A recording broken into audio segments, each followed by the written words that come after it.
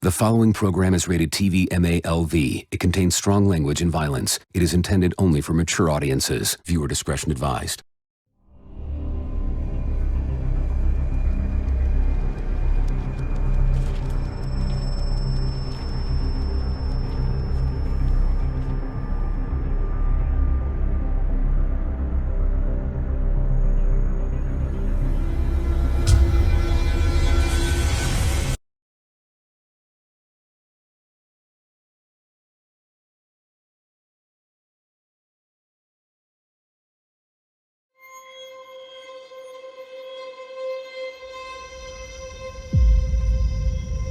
"66 million years ago, the worst day in the history of life was dawning.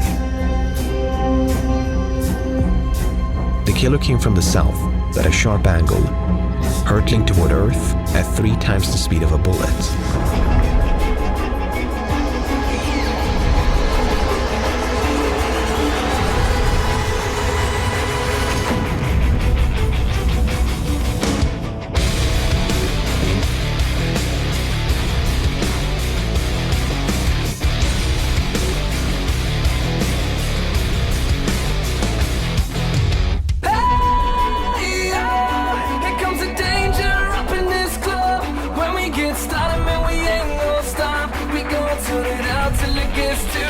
Everybody sing, hey, yo. Tell 'em turn it out till they can't no more. Let's get this thing shaking like a disco ball. This is your last one and a courtesy call. There's a rumble in the floor, so get prepared for war. When it hits, it'll knock you to the ground. When it shakes up everything around. But survival is a must, so we stand with us.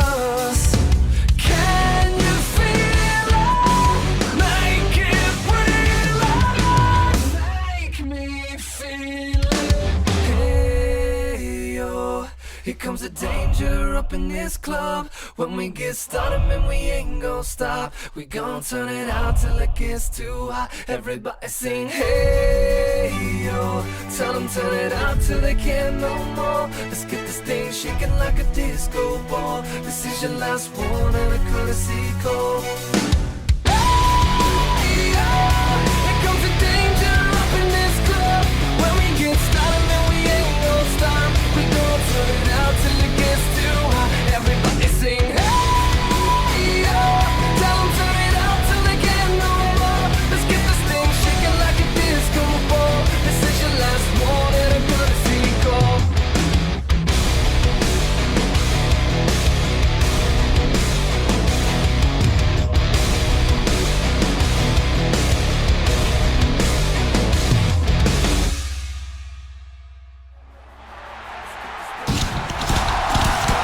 Ladies and gentlemen, my name is JCS and this is the OCWFED Community WWE 2K24 WWE 2K25 Season Finale. Season 19, End Games. Enjoy yourself. Learn something. Bye.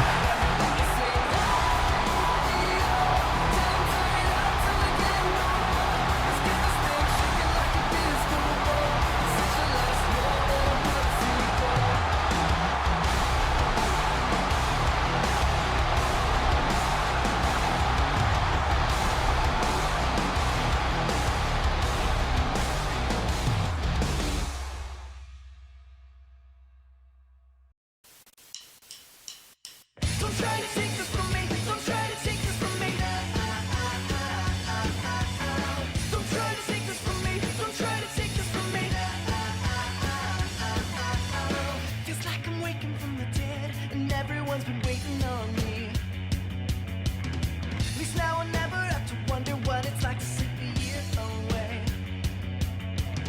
But when we're indestructible, I thought that we could bring it on.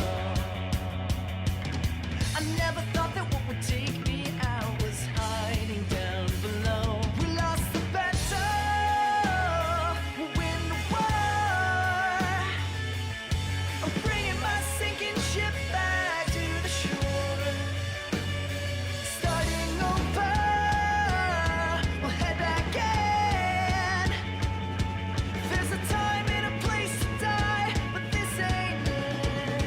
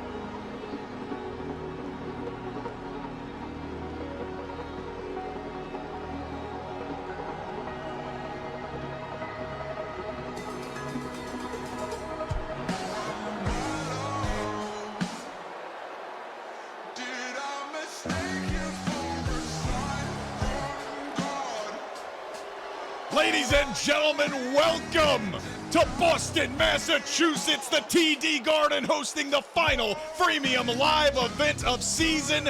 And appropriately, boss, they call it Title Town here in Boston. We got a #1 contenders match to kick off the festivities.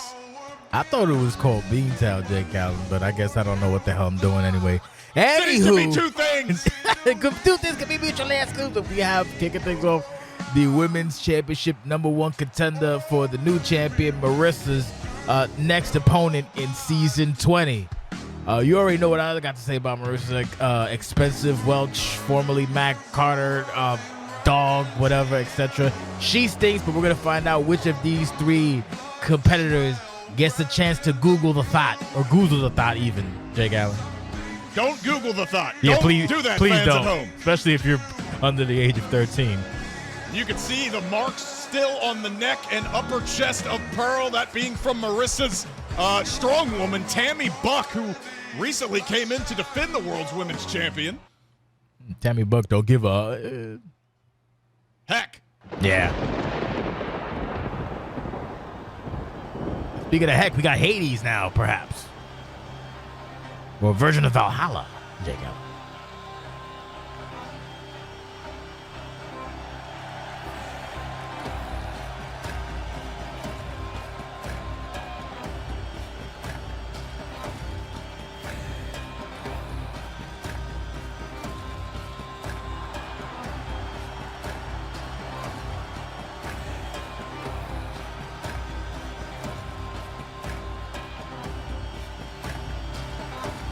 And while it should be obvious, Jason Sensation, everybody in this locker room wants to be the OCW World Women's Champion. Scotty is not an exception to that, but there's a lot of history here. Scotty wants another crack at the woman who defeated her at the OCW 20th anniversary show earlier this year after what was a heated rivalry of ideologies. Scotty's got her chance right now, get a measure of revenge against Marissa Welsh. She's got a tall task ahead of her, though. Both Pearl and Blaine also have reason to want to get back in that ring.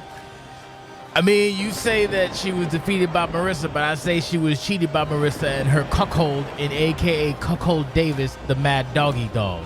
So we'll just keep that in the pin. Like I said, Scotty tried to see the good in Marissa, and Marissa being Marissa proved that she is a humongous douchebag, scumbag, and horrible person.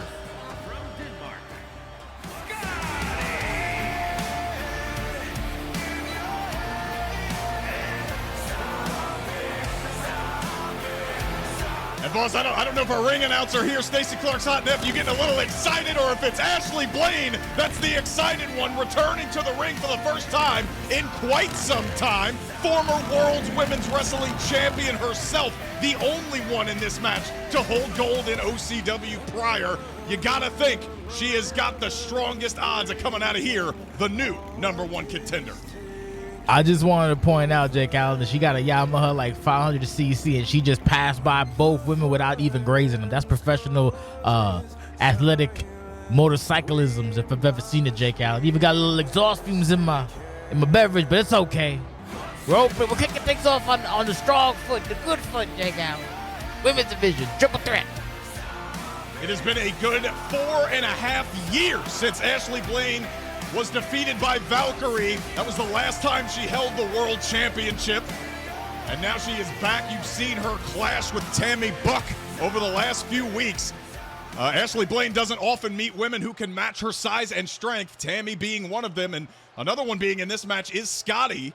But we know that size is not everything, especially when you're in the ring with somebody as speedy and athletic and crafty as the Wicked Witch of the Web. Ladies, Excuse me. up here. Oh, great. So this is Boston, where the traffic is as bad as the accents. Well, fortunately for me, I'm not in that forgotten city. Tammy and I are overseas.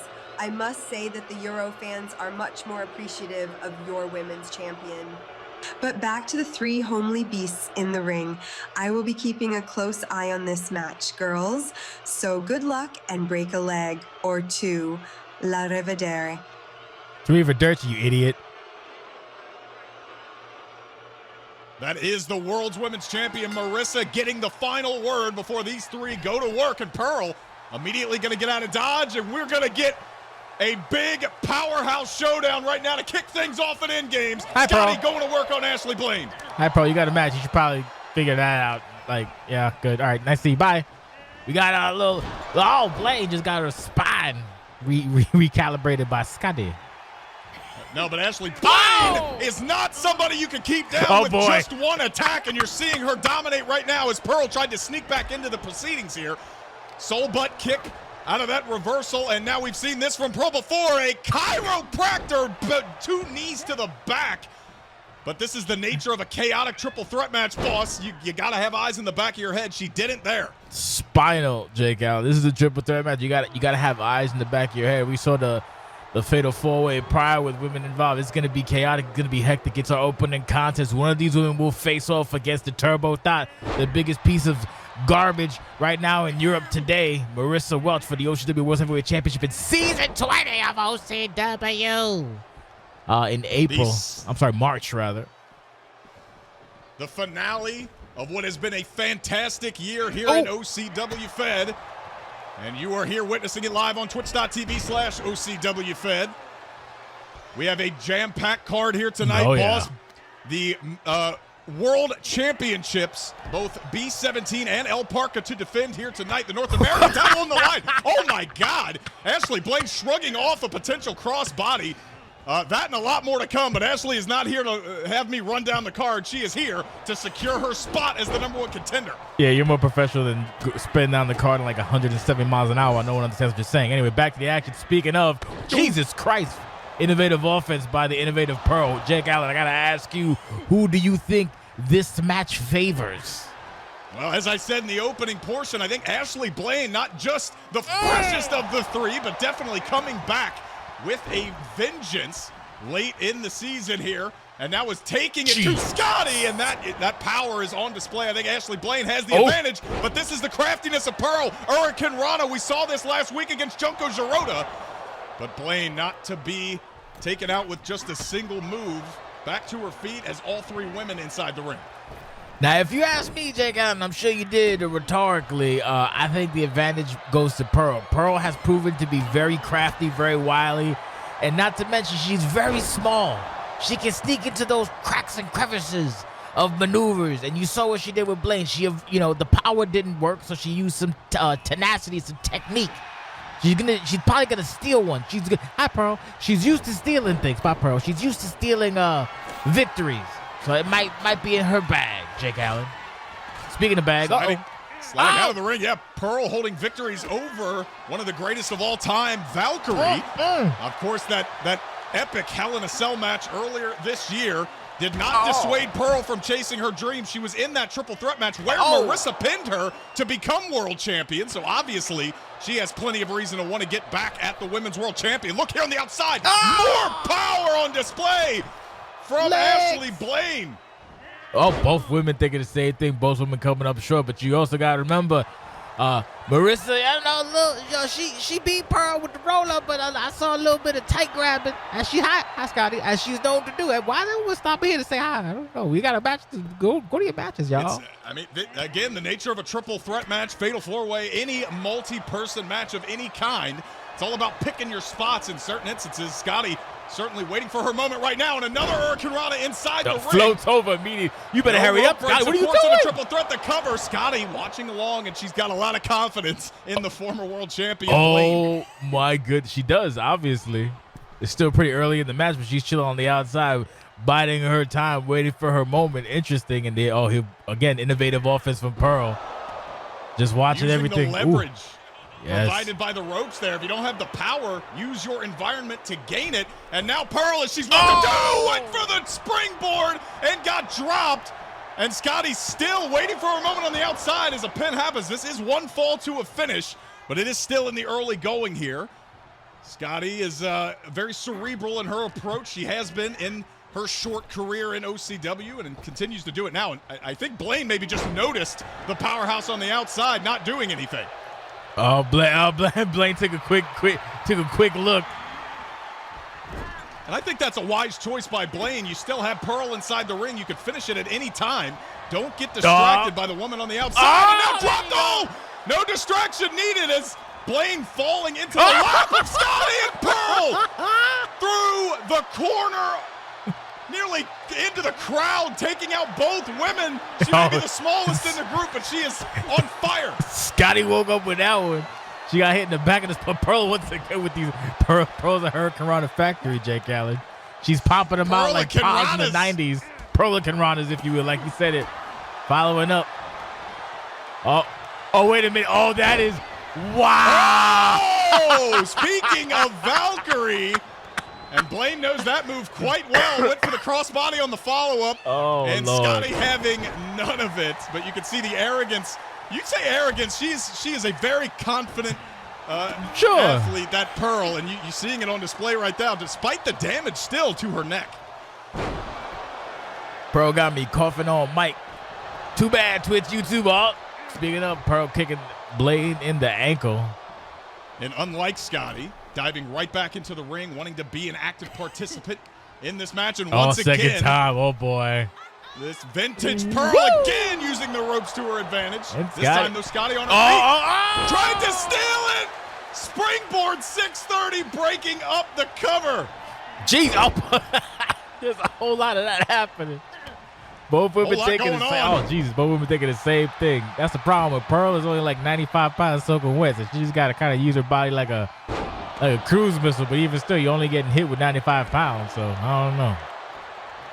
Oh, my boo's are sturdy at 130. Blaine recovering there and able to drop Pearl down to the mat in order to regain advantage. Oh, boy. Boss, this is a #1 contenders match. We saw what happened at the beginning of this season. Both the North American title and international championships changing hands in just the first two shows of the year. We could see something like that again, but Scotty is going to work on Ashley Blaine right now. Combinations upon combinations. Blaine talk about trying to get that hit back. That's kind of by Scotty with some put the big hands up for that chop. No Scotty chop you, Hoot. Reversal. Outside goes Blaine. Inside is Poyle, who catches immediately. Got caught.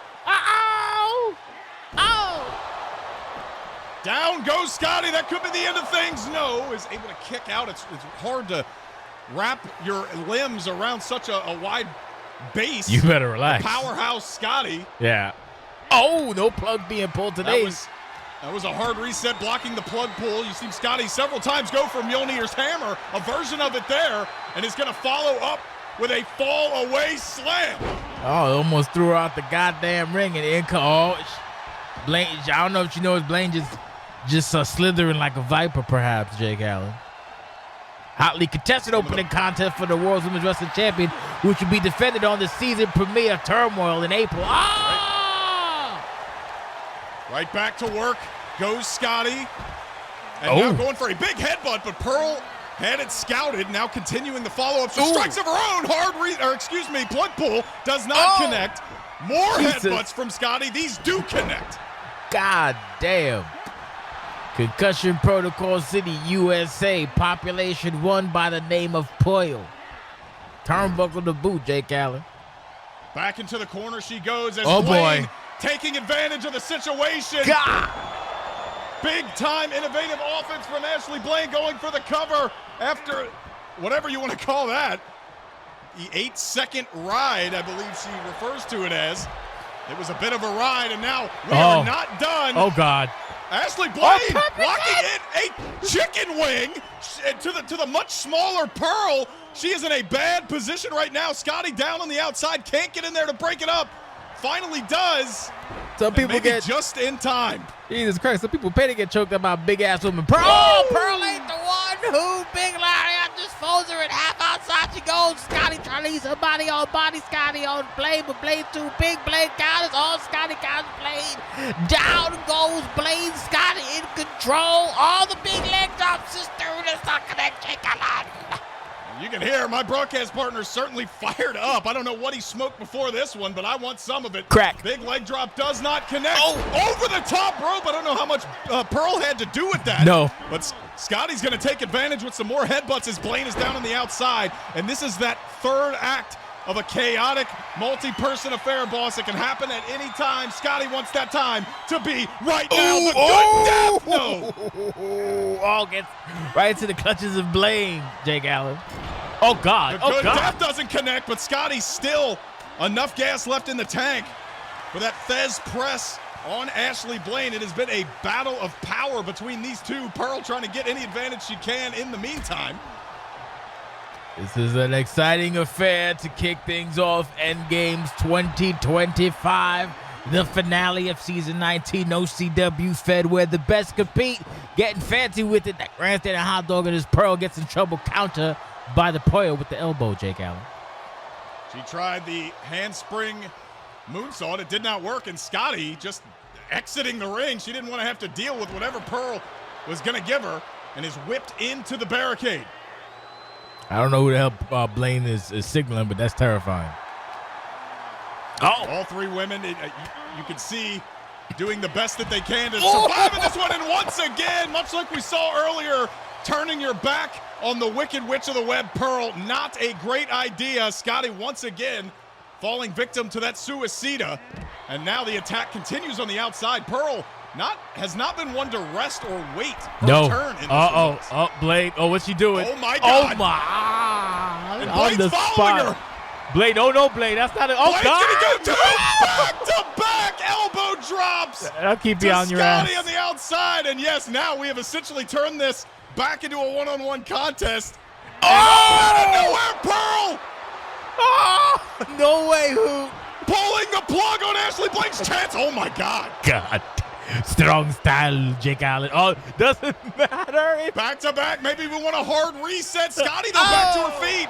I don't know if Pearl realizes it. Oh, she did. That's why she didn't go for the pin. She broke it up immediately. No. Yeah. And there's another plug pull. Super damn. kick. Down goes Scotty to cover. No 1, way. 2, and Pearl upsetting the two larger athletes and coming out as the new #1 contender. She will once again have a shot to get her hands on gold in next year's season premiere. I say next year, only in a few weeks, boss. We'll start in Turmoil. April. We got the Riot season premiere first. Then first is Devin Flowers versus Nate Ortiz, who's defending his international championship. And then we got the final. It doesn't matter. Well, hold on now. The hell is this, Jake Allen? Marissa said she's in Europe, so who the hell is this? Tammy Buck, this is Boston, Massachusetts. This is not Europe, so a big surprise to everybody in attendance that Marissa Welsh is a liar. Well, she's an idiot as well as a liar. That's a big-ass woman sauntered to the ring with a really tiny-ass ensemble. Good God, Jake Allen. Boston ain't paid for this kind of nonsense.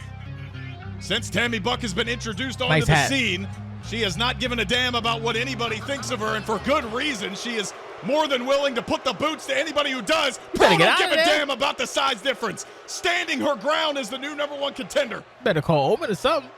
That's a big bitch. Oh. And sure enough. Oh, look, Jake Allen. The European tour seemingly a lie. Marissa like what? No. Oh, God. Pearl distracted, gets taken out back of the head with the Women's World Championship. But congratulations, Pearl Girl. It's Pearl Harbor Pearl Hoop.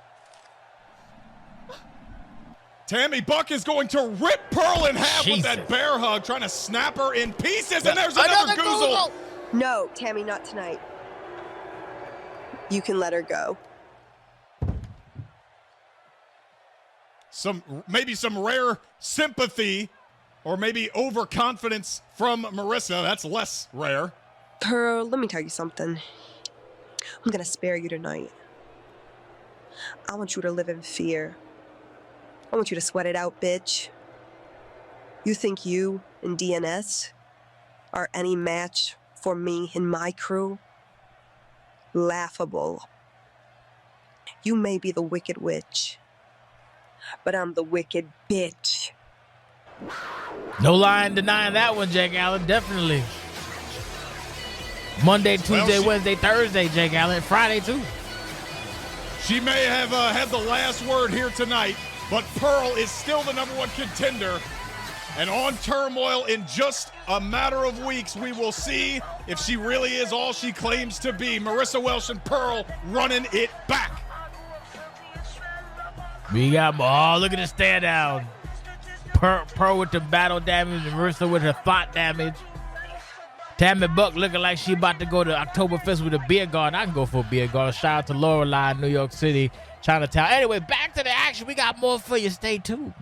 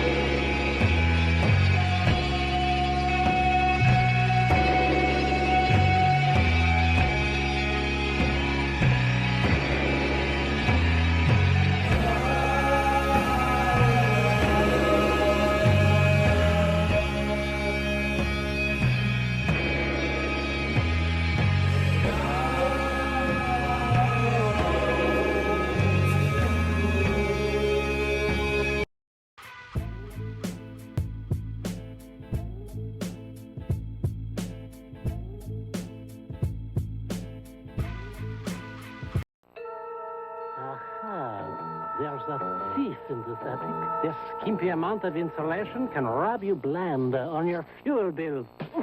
Fight back with the attic blanket from Owens Corning. It's the thickest, most powerful roll of thermal protection you can have. It can help you save money on your fuel bills. It is an open and shut case. Owens Corning. Our building products put your house in the pink. The following contest is scheduled for one fall and is a tag team match for the OCW World Tag Team Championships.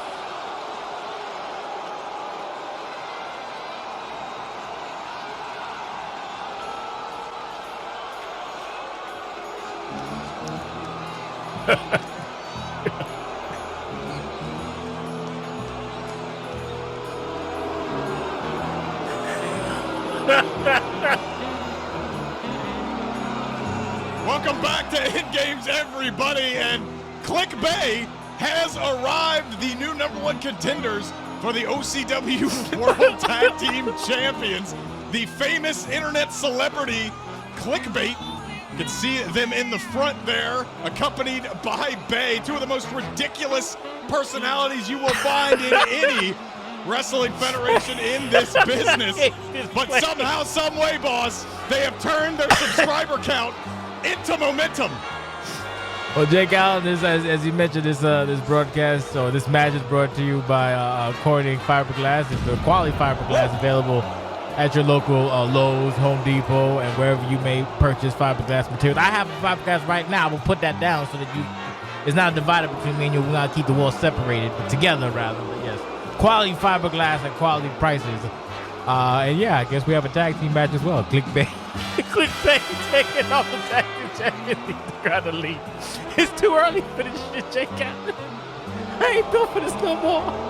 Yeah, I don't think the city of Boston, Beantown, certainly not here for it either. Simply ridiculous. Why is it like this all the time?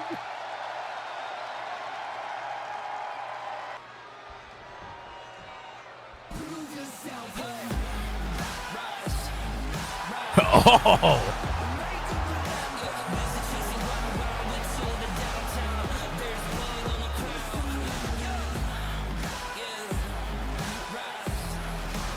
And of course, Jason Sensation, the undisputed tag team champions, winning it earlier this year against the Pivot.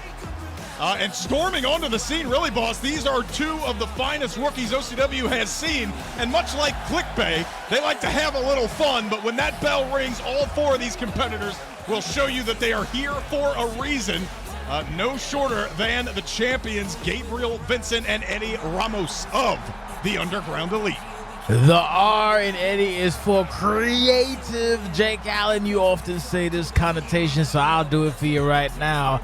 These two rookies have never been prouder to be champions in OCW in their fledgling careers, but these two rookies also, Jake Allen, have, as you would often say, understood the assignment.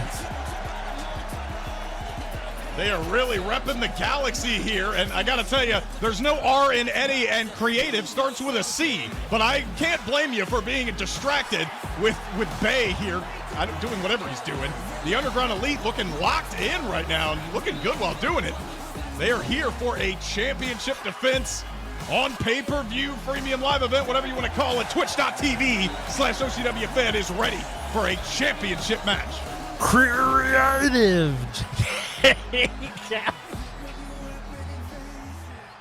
Tag team action, who tag team championships, End Games, Jake Allen, JCS, Greg, Underground Elite, Clickbait, Fiberglass. And that's what it's all about. The undisputed world tag team champions, a rich legacy. Some of the best tag teams ever have held that. Underground Elite want to be one of those teams.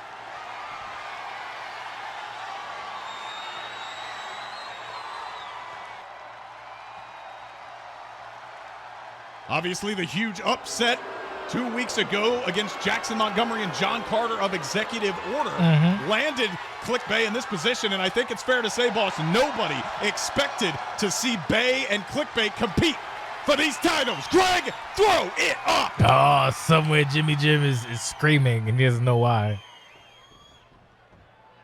Our first championship match of the night. Ooh. Still have several to go. The Pride title, North American title, and both men's world championships on the line here tonight. Gabe Vincent will start us off in the ring with Clickbait, and he is not going to waste any time. Big suplex, now flipping around to the backside, and that is some technical offense from the rookie. Yeah, very aggressive off rip. They need to be. They're the tag team champions. They have to set the standard for the tag team division.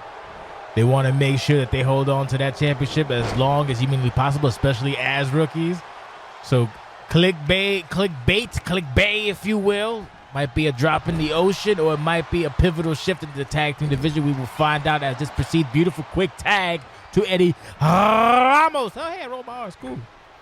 And now once again, lifting him up. What is Eddie Ramos doing? Wow, big time leg lariat off the top. Shout out to another member of the Underground Elite, Joe Deaver.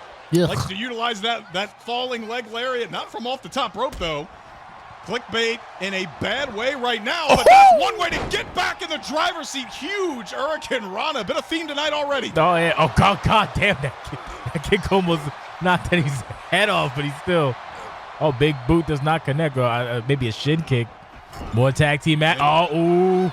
They're going for it, though. Clickbait nearly got caught in that corner. Another Hurricane Rana, and that will finally give Clickbait the opportunity to get a tag. They will do just that as in comes Bay. Ooh, look at that. Look at that. Now Bay taking his time. What's Bay thinking? Yeah. Bay! Wow. That was quite the defensive maneuver there. Getting out of the way and going to the apron. The springboard follow-up did not connect. That was nice. And once again, Gabriel Vincent going to slow this thing down and try and grind the tempo to the Underground Elite's pace. Yeah, Eddie got the fundamentals. Gabe has the dynamic offense. Sometimes it pays off dividends. Sometimes he owes money to the bank. We're going to find out as this proceeds to give you what you need. Jake Allen, number 2 match of the night. Big old pity pat knees. Oh, I think he may have busted him open, Jake Allen. Oot. E-I-E-L-I-T-E says Gabe Vincent. Now bouncing off the ropes and a big-time kick to the side of the head. Jesus. Gabriel Vincent has been in full control of this tag team contest from the jump, and it's not ending there with a double stomp. Very tenacious, young man.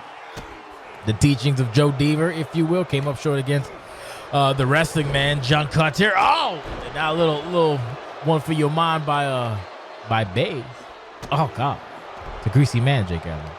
Very greasy. Gabe Vincent, up to this point, has forced his opponents in this match to put the fries in the bag, but the fries are out right now as Bay trying to get his team back in control, but it doesn't last too long. Huge spine buster for Gabe Vincent. On the He's gonna pine. continue on the attack, but that was a very important counter, I think, from Bay. This could get out of hand very quickly if Click Bay can't figure something out offensively. Well, Bay is a silly-looking man, but he's very proficient in the ring. He just has a tendency to try to, I guess, as they say, get your ish in, and sometimes that works against his benefit. And now it looks like, once again, the tag champs are trying to keep things tag all cohesiveness. Nice counter by Bay, trying to prevent that double team maneuver. Ooh. And now going into a power bomb position. Boy. Bay showing off the power and the bomb. And Bay, you don't usually find a lot of matches where the Underground Elite are the more serious of the two. Yeah, you don't. But when you're up against Bay and Clickbait, it's really hard. A couple of YouTubers. But be that as it may, they are stars inside the ring. That is why they have earned their shot at the OCW World Tag Team Championships. And Bay has finally found an opening, and it looks to be that injured arm of Gabriel Vincent taking some more damage as we head to the corner. I mean, the capitalist in me is like, what happens to corner fiberglass if Clickbait is victorious? That's a hell of a bonus. Oh, Jesus. 2 for your mind, 1 for the head. Down goes Gabriel Vincent. This could be over. Never mind. Don't pay attention to what I'm saying because I'm lying right now. Oh, wow. And it looked like Gabriel just had to get out of dodge Swept there. the leg, and did brother. So, swiftly and adeptly. And now he's going to fire right back. More using that arm as kind of leverage. And a lariat taking down Clickbait. Here comes Eddie Ramos. and Clickbait taking the powder on the outside. Well, definitely a fan of Cobra Kai, and Bay goes to defend his tag team partner. Eddie Ramos is in the ring waiting for Click Bay to proceed. And I think that's an important marker of a good tag team right there. Bay clearly cares for his tag team partner. Didn't want the ambush to happen there on the top end of your screen. Came to the aid. Eddie Ramos decided to stay in the ring, and it looks like it's going to pay off. Kip up and a big-time Pele kick from the rookie. Speaking of which, we will see the last Blacksmith in action later tonight Shades against Bash and what he says will be his final match. Oh, my Lord! Somewhat of an amugination there, boss. Oh, that's a vacation hoot. Poor Eddie Ramos. There we go. One count. In the corner. Obviously the smaller of the competitors Very in tiny. this contest. Very but tiny. is utilizing the speed and athleticism a lot like we saw earlier tonight with Pearl. Beautiful. That tag? Yeah! A very solid follow-up, and just like that, Jason Sensation, Click Bay have got themselves back into contention for the World Tag Team title. The leg drop. Wow, that would have done some serious damage, but Ramos able to get out of the way. That was the slowest leg drop from the top rope I've ever seen. Look at Eddie Ramos with the bridge hoot. And that was a German suplex. No feet on the rope, says Greg. That's the kind of leg drop, though, boss, that can rearrange your spine. Take a few minutes to recover from if you miss. High risk, high reward, as they say.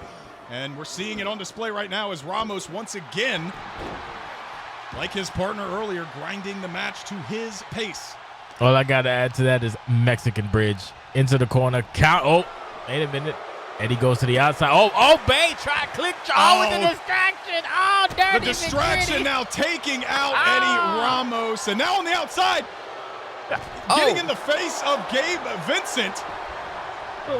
It's breaking down here a little bit between these two teams. Highly contested. It is for the tag team championship, so emotions will definitely be high, Jake Allen. Oh, speaking of high. There it is. Eddie Ramos dropping Bay down, only a 1 count, but Nino Dorado will do a lot of damage to Bay, who seems a little worse for wear. They're able to kick out, but the continued attacks to the head and neck area of Bay seemingly taking their toll. He's having a harder and harder time getting back to his feet after each and every one. That's a devastating maneuver, Jake Allen, right up there with the SDW, with the cover, just a 1 count. You see there, Eddie cutting off the ring, trying to keep, Bay from tagging out. Doesn't matter. Bay with a combination hooks it. Beautiful, scintillating, basic. Straight up. Yeah, very Suplex. straight up suplex. Sometimes it's the simplest maneuvers that can regain the advantage. Clickbait. Gonna return to the ring now and gonna keep it simple again. A huge elbow strike to the masked jaw of Eddie Ramos, who maybe wants to look to get out of this match, but the damage being done. Not enough, though, for Eddie to escape, and no tag needed. How about another Pele kick? Still pretty even in this contest. It's down. It's going to be down to one of these two teams. I don't know which two teams are going to be, but it's still, oh, God. A little too much torque on that. I think Eddie may have wanted to get a tag team maneuver in there, but bounced Clickbait off that goddamn turnbuckle. Oh, boy. Oh, beautiful. Entering the match. I think Eddie countered, though. Ooh, Gabe battle Vincent. roll, brother. And now two roll-throughs for Gabe Vincent, but blocking the super kick. That's how you put your hands up, rookies. Clickbait now trying to fire up. But Gabe Vincent, despite the damage that was done to that left arm earlier in the contest, pretty confidently attacking forward right now to Clickbait. And now, look at that, a roll-through of his own into the double foot stomp. Got a foot stompy stomp. Bait is in trouble. Oh, we see Eddie. Oh, got all of it. A lot of trouble now. Grotesque. Gabe has used that before. Here is the cover after the arrow of Hungry. Fighting Spinny too. Gabe can hit you from anywhere in the ring. Jesus. Right there. The arrow of Hungry making it smart, and you're seeing him right there. Maybe he heard you. Is he going off second the time? top, oh my God, nailing it. Summer gone. Is Clickbait gone? The cover one. He's taking his top. Stupid beat, leave me alone. That's a B. Is it? I don't know what just happened. I think Bay was swinging at something. At a B. And now complaining. Yeah, was that a B or something in the ring? I don't know, but what I do know is still your undisputed tag team champion. A Boston B. Underground Elite. Who's that? Did Joe Diva send the B down to the ringside? If anyone could control insects for nefarious purposes, it would definitely be Joe Diva. Not Petey Williams, because he likes cattle, because he's from Texas, and Texas like cattle because everything's bigger in Texas. Doesn't matter. Underground Elite. Successful. Moak.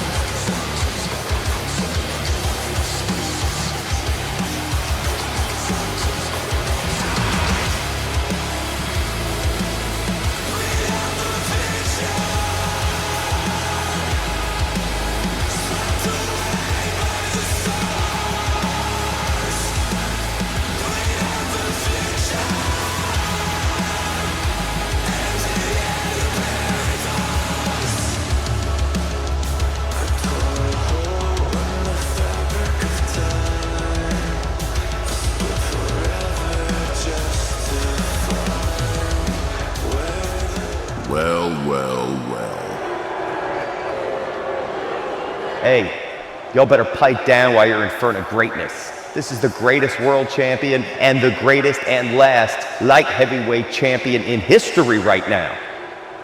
Hey, right there. Hey, fatty, don't make me come out there or I'm gonna smack you in the mouth and take your bitch. Sit down and shut up. Thank you, Baker. I guess it turns out calling out the decision makers on their bullshit hurts their little feelings and is a quick way to get taken off the pay-per-view. In reality, I should be standing here right now across from that sloth-faced mouth-breather B-17. We should be standing here ready to rescue the CCW World Championship. But instead, I once again have to fix the mistakes made by so-called leadership in OCW. Bingo. I voided the final obstacle last week on Turmoil. just like I said I was gonna do, and I'm not gonna sit around and wait for one of these suits to make the right decision for me. Accept your fate. Add me to the match with Paul Pugh tonight. I will not leave this ring until one of you cowards backstage comes out here and makes it official. Put me in the match.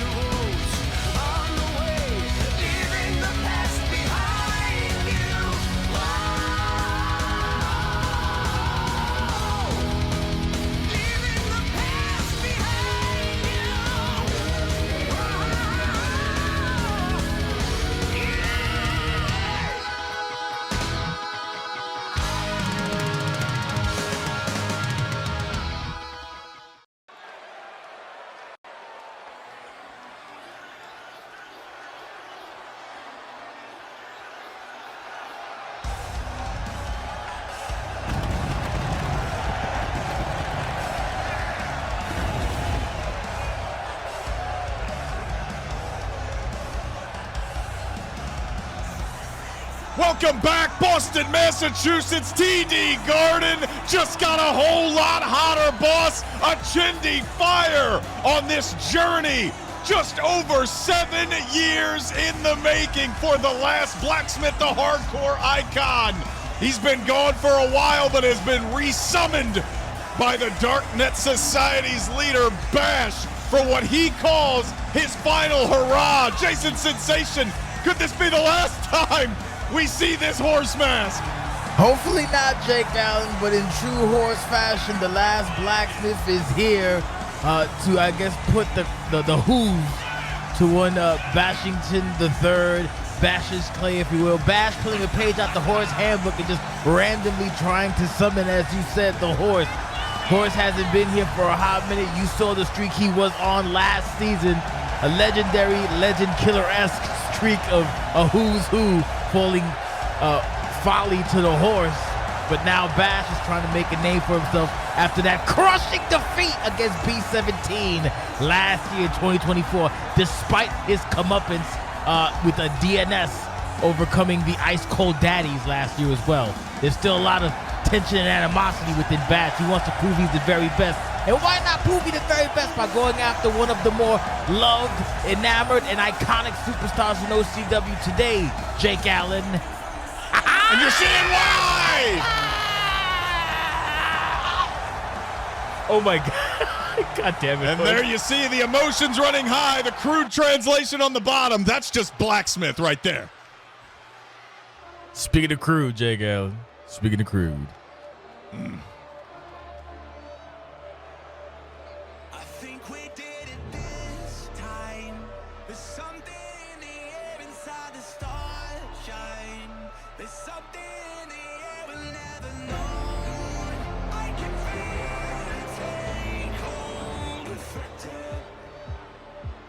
They're calling on the landlines. The senators are standing on the shorelines.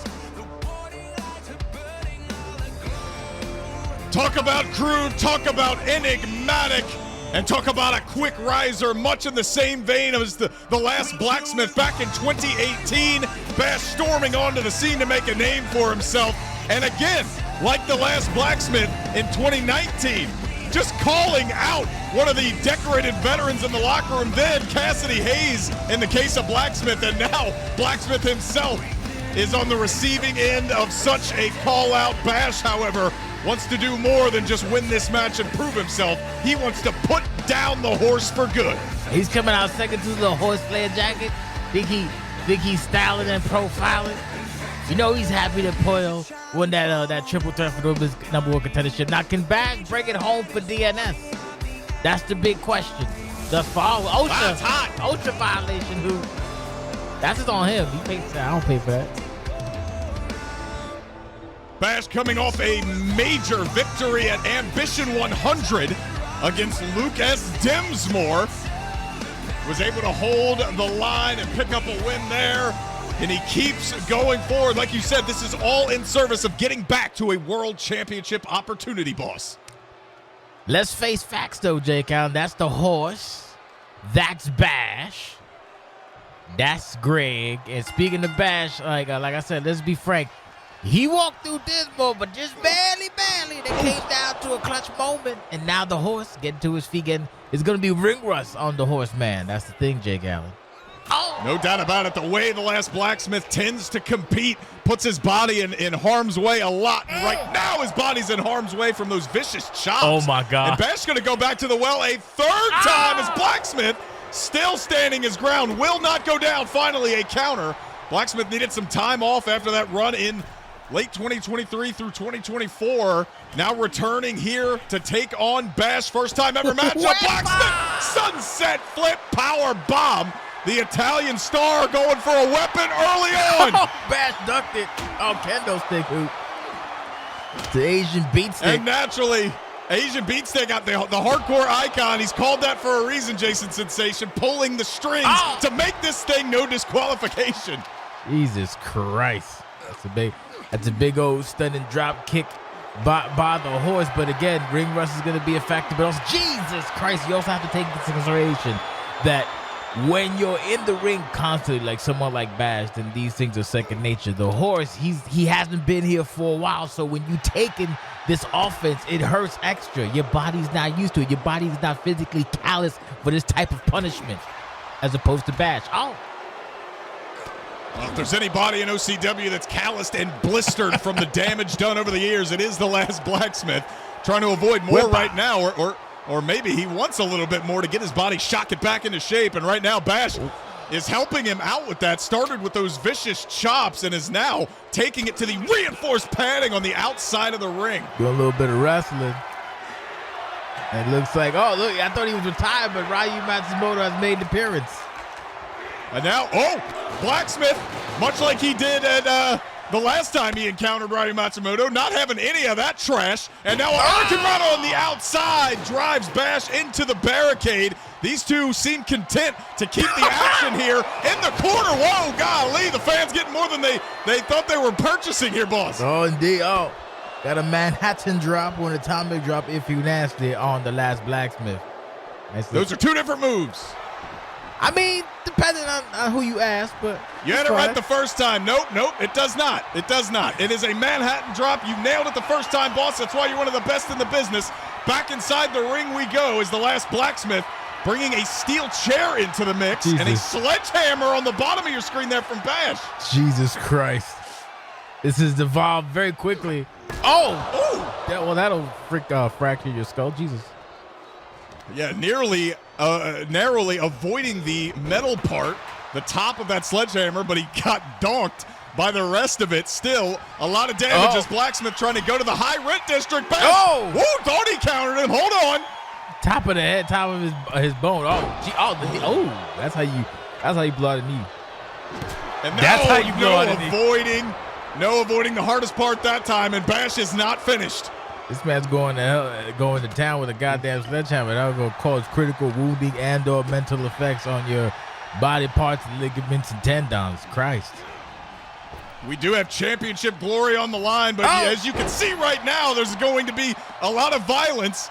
No disqualifications here in this one. Bash narrowly avoiding the sledgehammer strike, and these two just trading opportunities with the weapon. And drop toe hold into the bottom rope gives Blacksmith an opening. Shades of Larry Mugin. You don't want to touch that. Those ropes are basically steel cables wrapped ever so thinly with, whatever. So it's not landing on one neck first. It's not a good thing.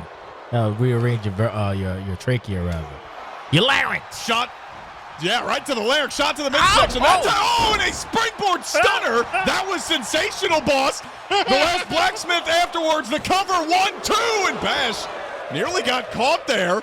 And that's how devastating your stunner is, I think. There you go. Caught lacking, and Blacksmith once again using his... Oh my God. That is why someone that big should not be doing that type of shit, Jake Allen.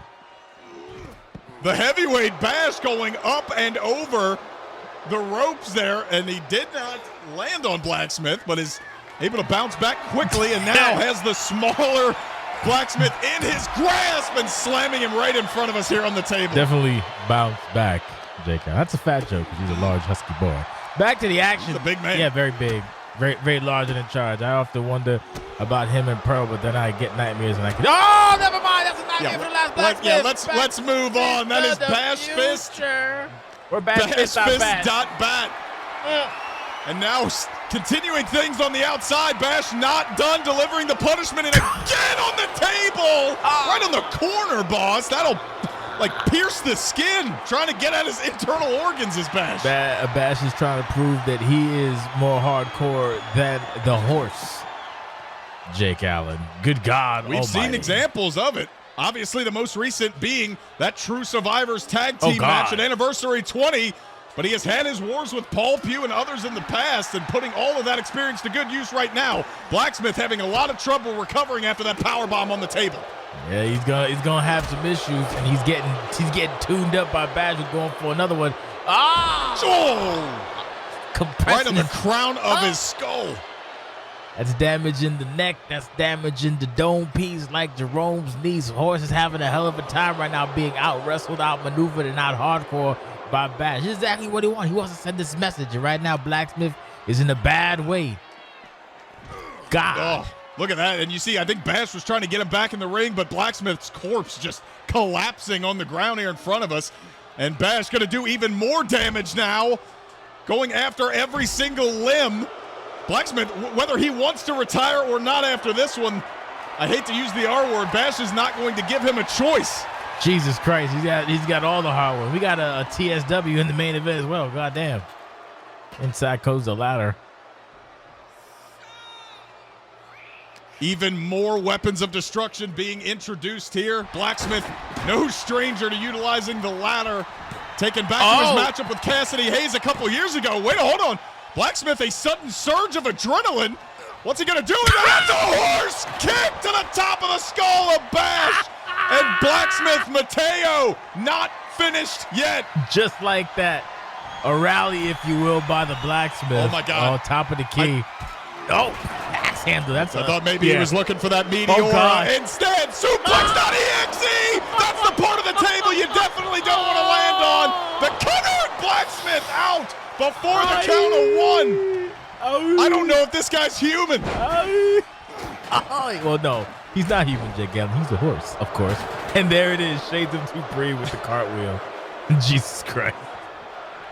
That's showing off the athleticism. However, this match, it has been all power against the last Blacksmith. Bash upset with the fans, but is going to continue to go right back to work on Mateo. My God, can barely defend himself after everything that's happened thus far. Yes, indeed. Yeah, it truly is no disqualification. Oh, and to the back of the handle of the sledgehammer by Bash. Good God. Bash again taunting the crowd as he picks apart the last Blacksmith, and what could be the final time we ever see him, right to the chest. That's one way to use the soft arm, if you will, for the Blacksmith. Oh my God! And now at some point, Greg has to think about getting involved. And okay, Bash finally and mercifully going for the cover.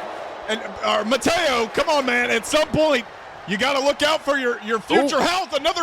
I thought another suplex.exe was coming, but a huge reversal. Nah, Horse said not today, Hoot. But he needs to turn his back to the right. Whoa. He tried it. Oh, he did it. Oh, wow. Bash's head. Do you see him? He grabbed it immediately, careening off of that steel ladder. That'll send him loopy for a moment and give Blacksmith an opportunity. A slight opportunity. There's a table being involved, set to the outside. Is Blacksmith going to do what he does? He does. My God. Yeah, there it goes. It is on fire, Hoot. Jesus Christ. Oh, drop kick. The original practitioner of the Achindi Flaming Tables match, setting fire to one right outside, right in front of the fans. Hopefully we can get security to back him up a little bit. That'll singe the hairs right off your face, boss. Yes, it will. Oh, wow. Oh, my God. Oh, he's going to do it. Forget the face. Holy shit. Oh, God. Oh, crowd chat, this is awesome, but I'd say the horse is fried, Jake Allen. It wouldn't be his first time going through a table, but from that height in this situation, Blacksmith frantically setting himself off, and maybe I don't know about you, boss, but I think the fire may have given him strength, given him power. Crucifix, he's trying to steal this thing from Bash as he re-enters the ring. At least trying to slow it down yet, but he's absorbed it. Most people, a cold splash of water is enough to get him through the day. The Blacksmith put him through a flaming table, and his ass wakes up like he just had 7 Red Bulls. Nice drop kick does not connect. Bash is in trouble, and this might be the temperature change that the horse needs. You can't count him out, because when you do... Horse kick! Have a seat! Oh, no! Oh, no! We have seen the look in the eyes of the Blacksmith before. The horse kick, and now kicking down low. It's going to be a horse. Stop to Bash. Cover. 1, 2, and the last Blacksmith picks up a massive victory. Oh, and they're just not in time to save his leader. That won't be necessary. Let's go. Oh, he just back. Dici di essere rispetto.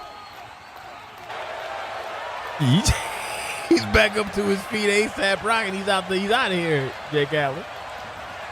Bash, a little bit of respect there, holding back Bellacore as the last Blacksmith, spoken to in his native tongue, and apparently has something to say with us here at End Games. Probably something about pasta or spaghetti.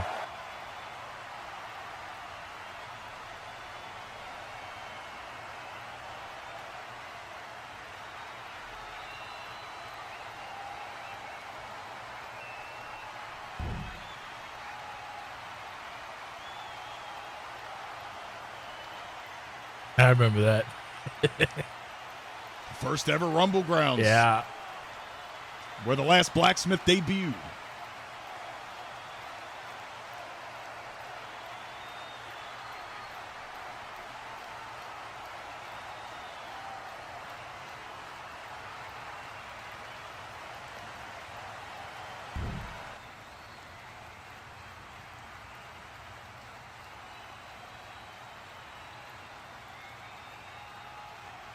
The goddamn roster, if anything, defeated most, if not all of those.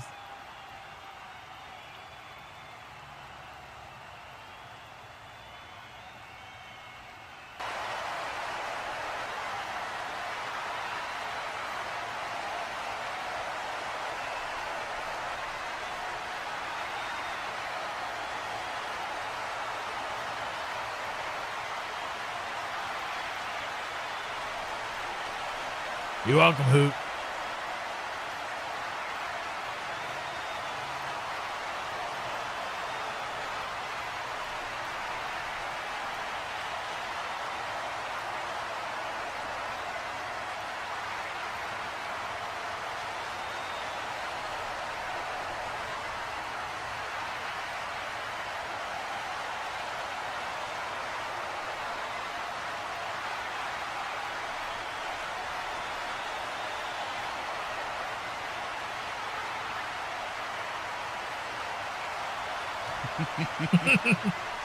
That's how you do it, Jake.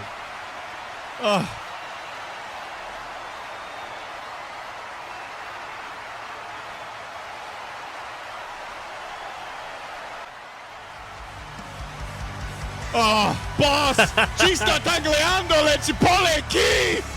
Ow, I'm misty-eyed right now! The madman who dons the horse head. It's goodbye for now, but never say never. We got more for you at End Games. That's how it works. It's goodbye for now. It's just it's not a goodbye forever. It's a see you down the road. We got more for you, so stay tuned.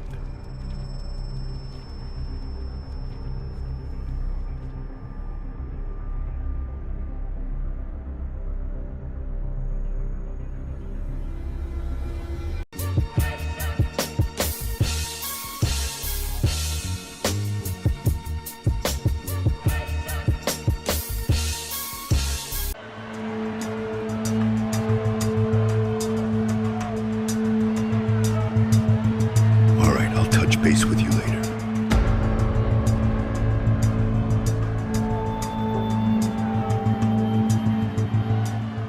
Nate Mack, escúchame, gringo. How's your face feeling after we left you a bloody babbling mess last Friday?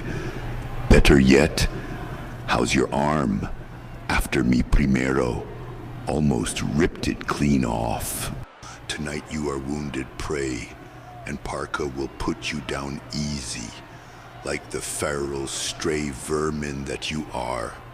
And rest assured that I will be around, making sure Pigpen doesn't get involved on your behalf. El Parka will once again show you and the world that he is untouchable. And when all is said and done, all these bean-loving beggars will witness another massacre in this declining city. Read the tea leaves, Mac. You are no competition for El Campeon. Menino Branco, I look forward to watching Primero destroy you tonight.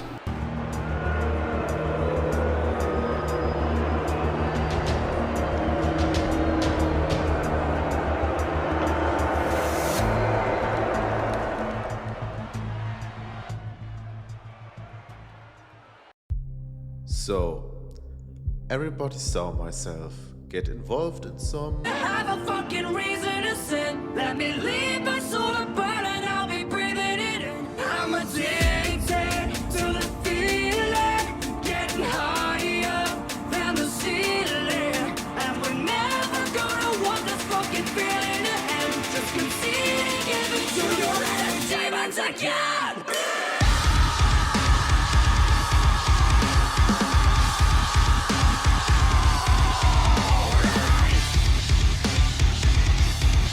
Just consider you've given to your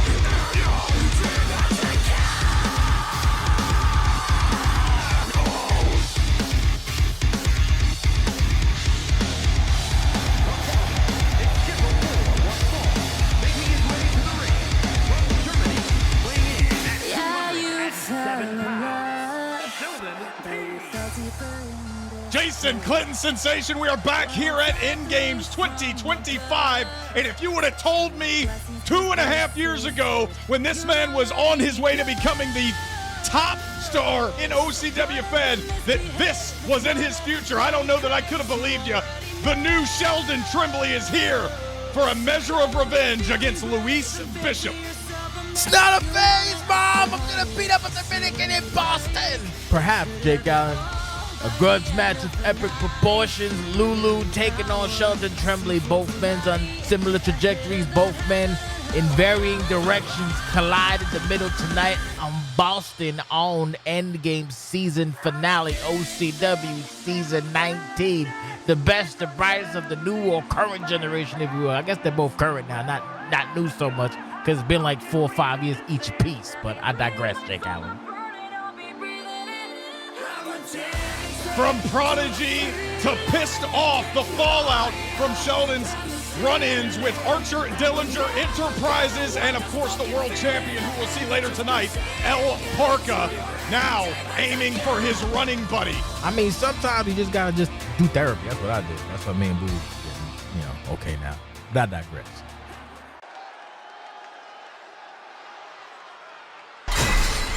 El hombre.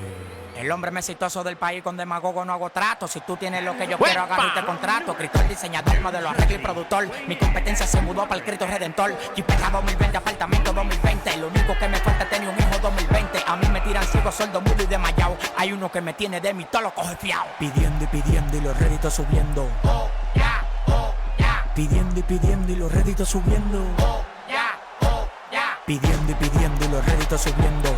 A man with a new bit of edge, a new bit of attitude himself, Luis Bishop, once a mild-mannered technical master inside the ring, now using those powers in order to assist the world champion and everybody on the side of that man behind him in the suit, Dennis Dillinger.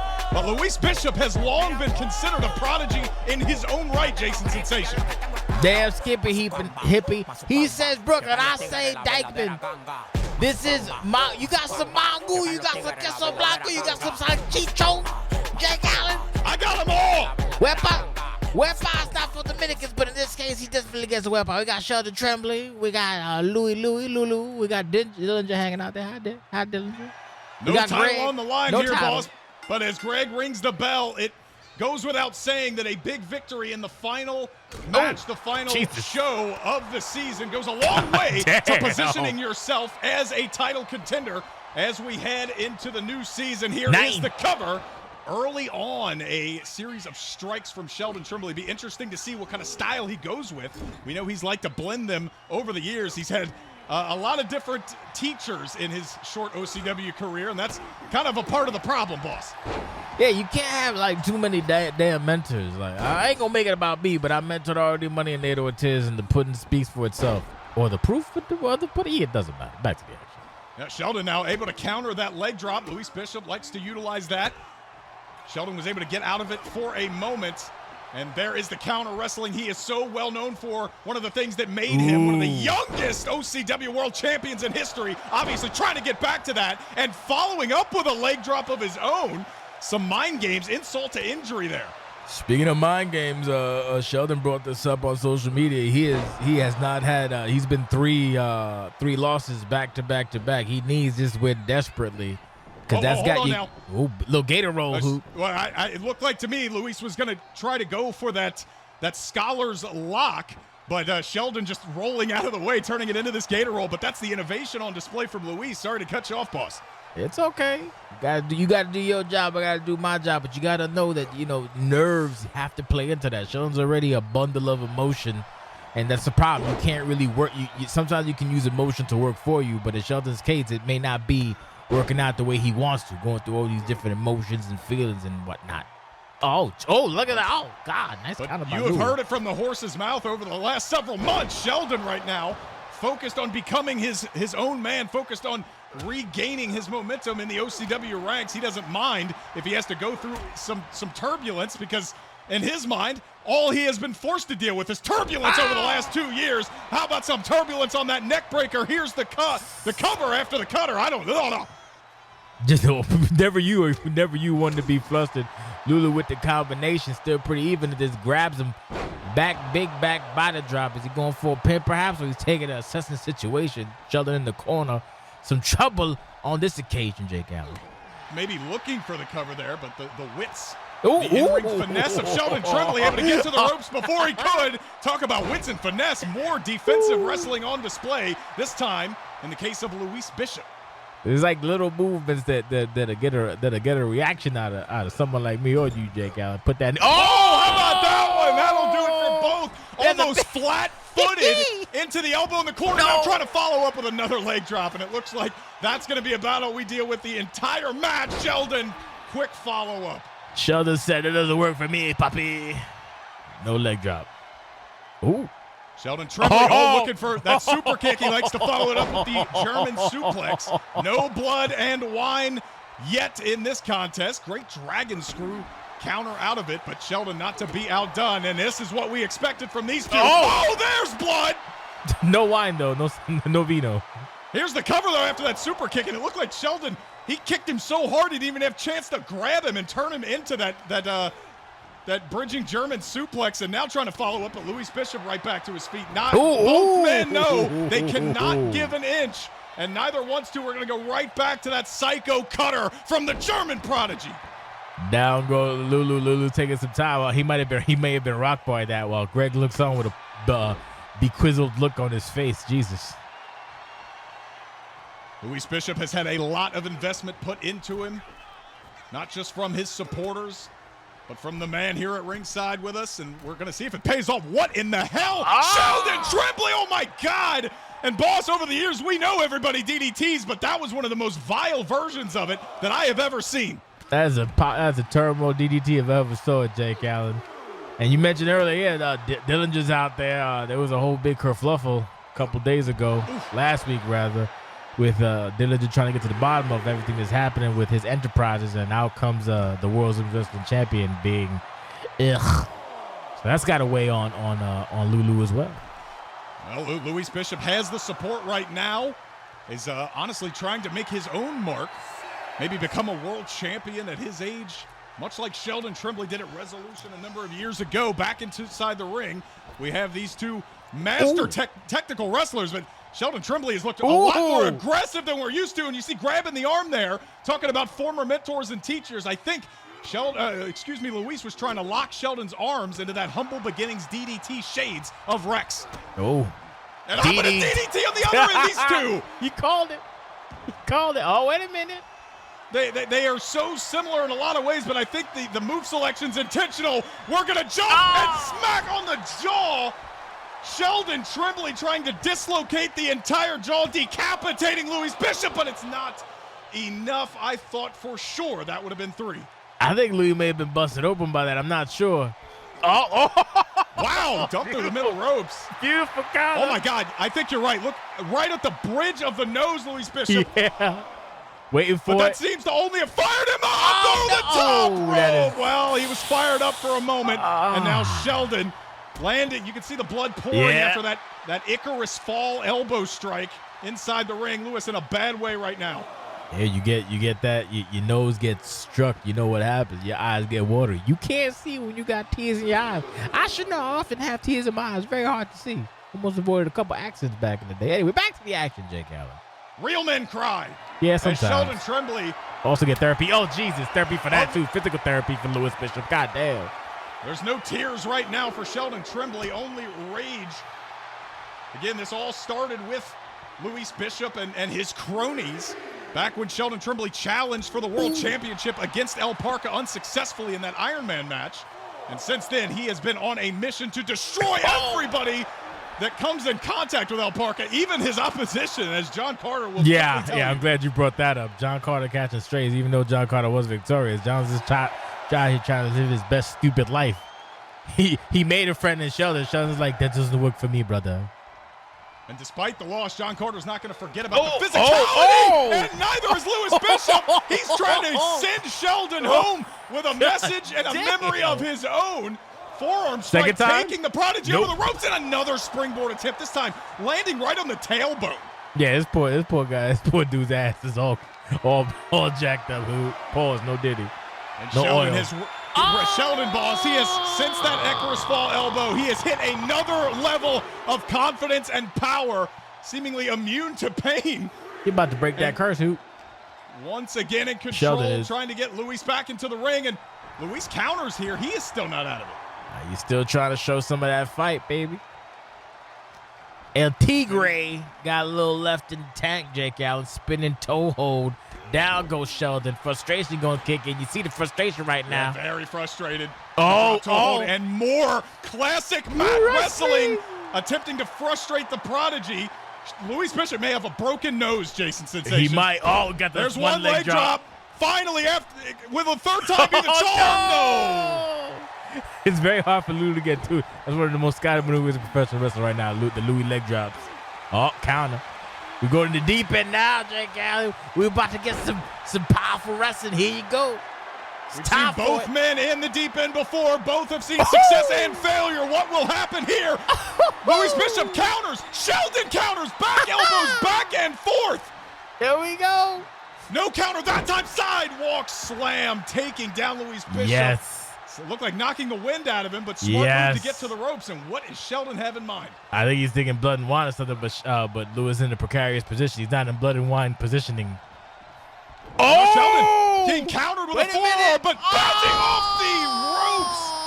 I think Luis was pretty confident, and now I don't know if we got vacancy. He checking but in. It's time to check into Hotel Berlin. Oh, got him. Body on body hoop. That's got to be it.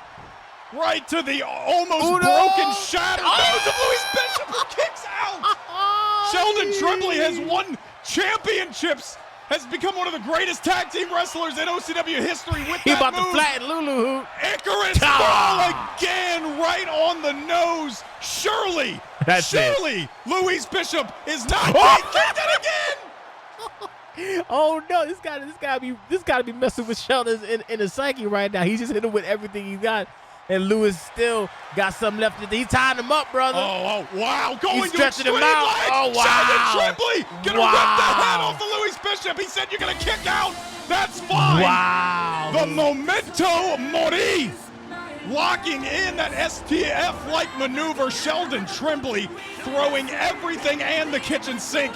And he gets the job done to break his losing streak. Looks like he's a little worse for wear, too, but he is victorious. Brothers say he ain't gonna take that fourth L. Don't care about nothing. Louis going back to Dykeman while Sheldon celebrates in front of the crowd. Not a phase, Mom. I just beat Lewis's ass at End Games season. Here comes the danger up in this club. When we get started, man, we ain't gonna stop.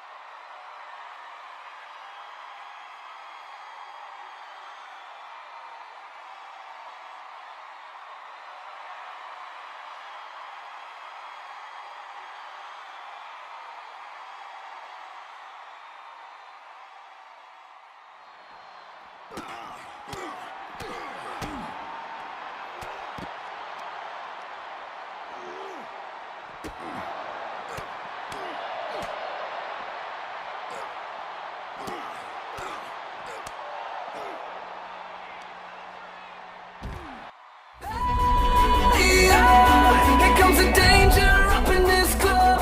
When we get started, man, we ain't gonna tests us all.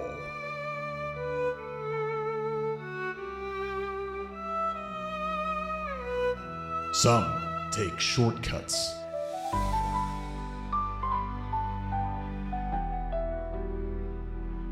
Others bend the rules. And a few even lose their way.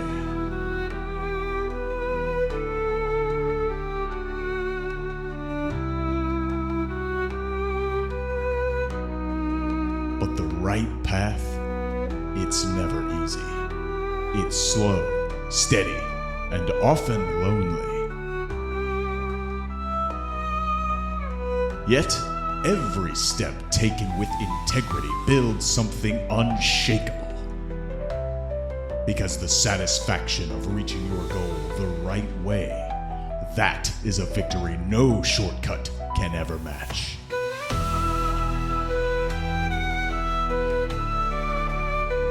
But here's the truth.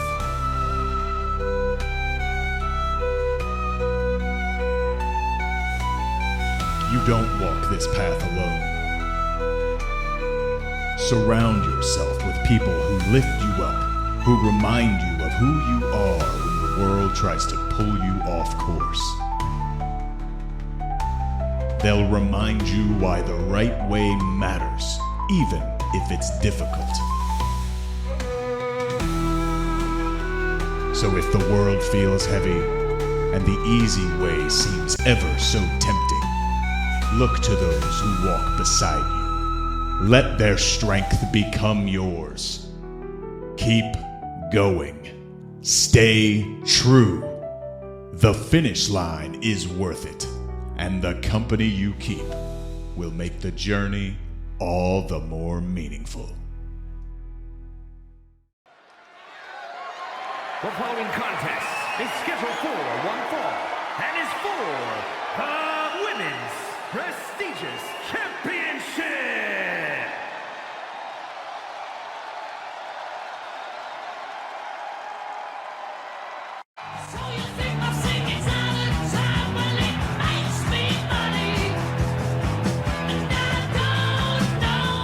Boss, are you ready to feel the noise for the rock star, Christine?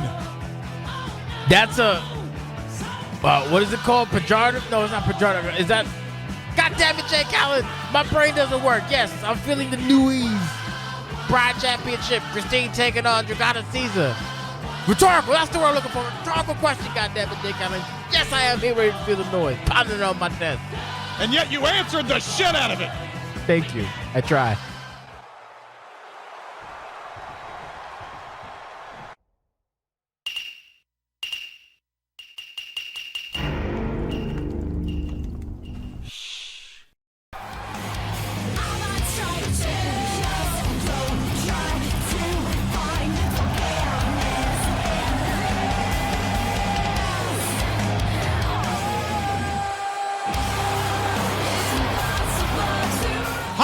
Boss, the Silent Queen, the OCW Women's Pride Champion, has arrived for her third defense, working on day 140 of her championship reign, and it's very appropriate we call it the Pride Championship because this woman has held it with just that and a whole lot more since winning it from Suplex back in October.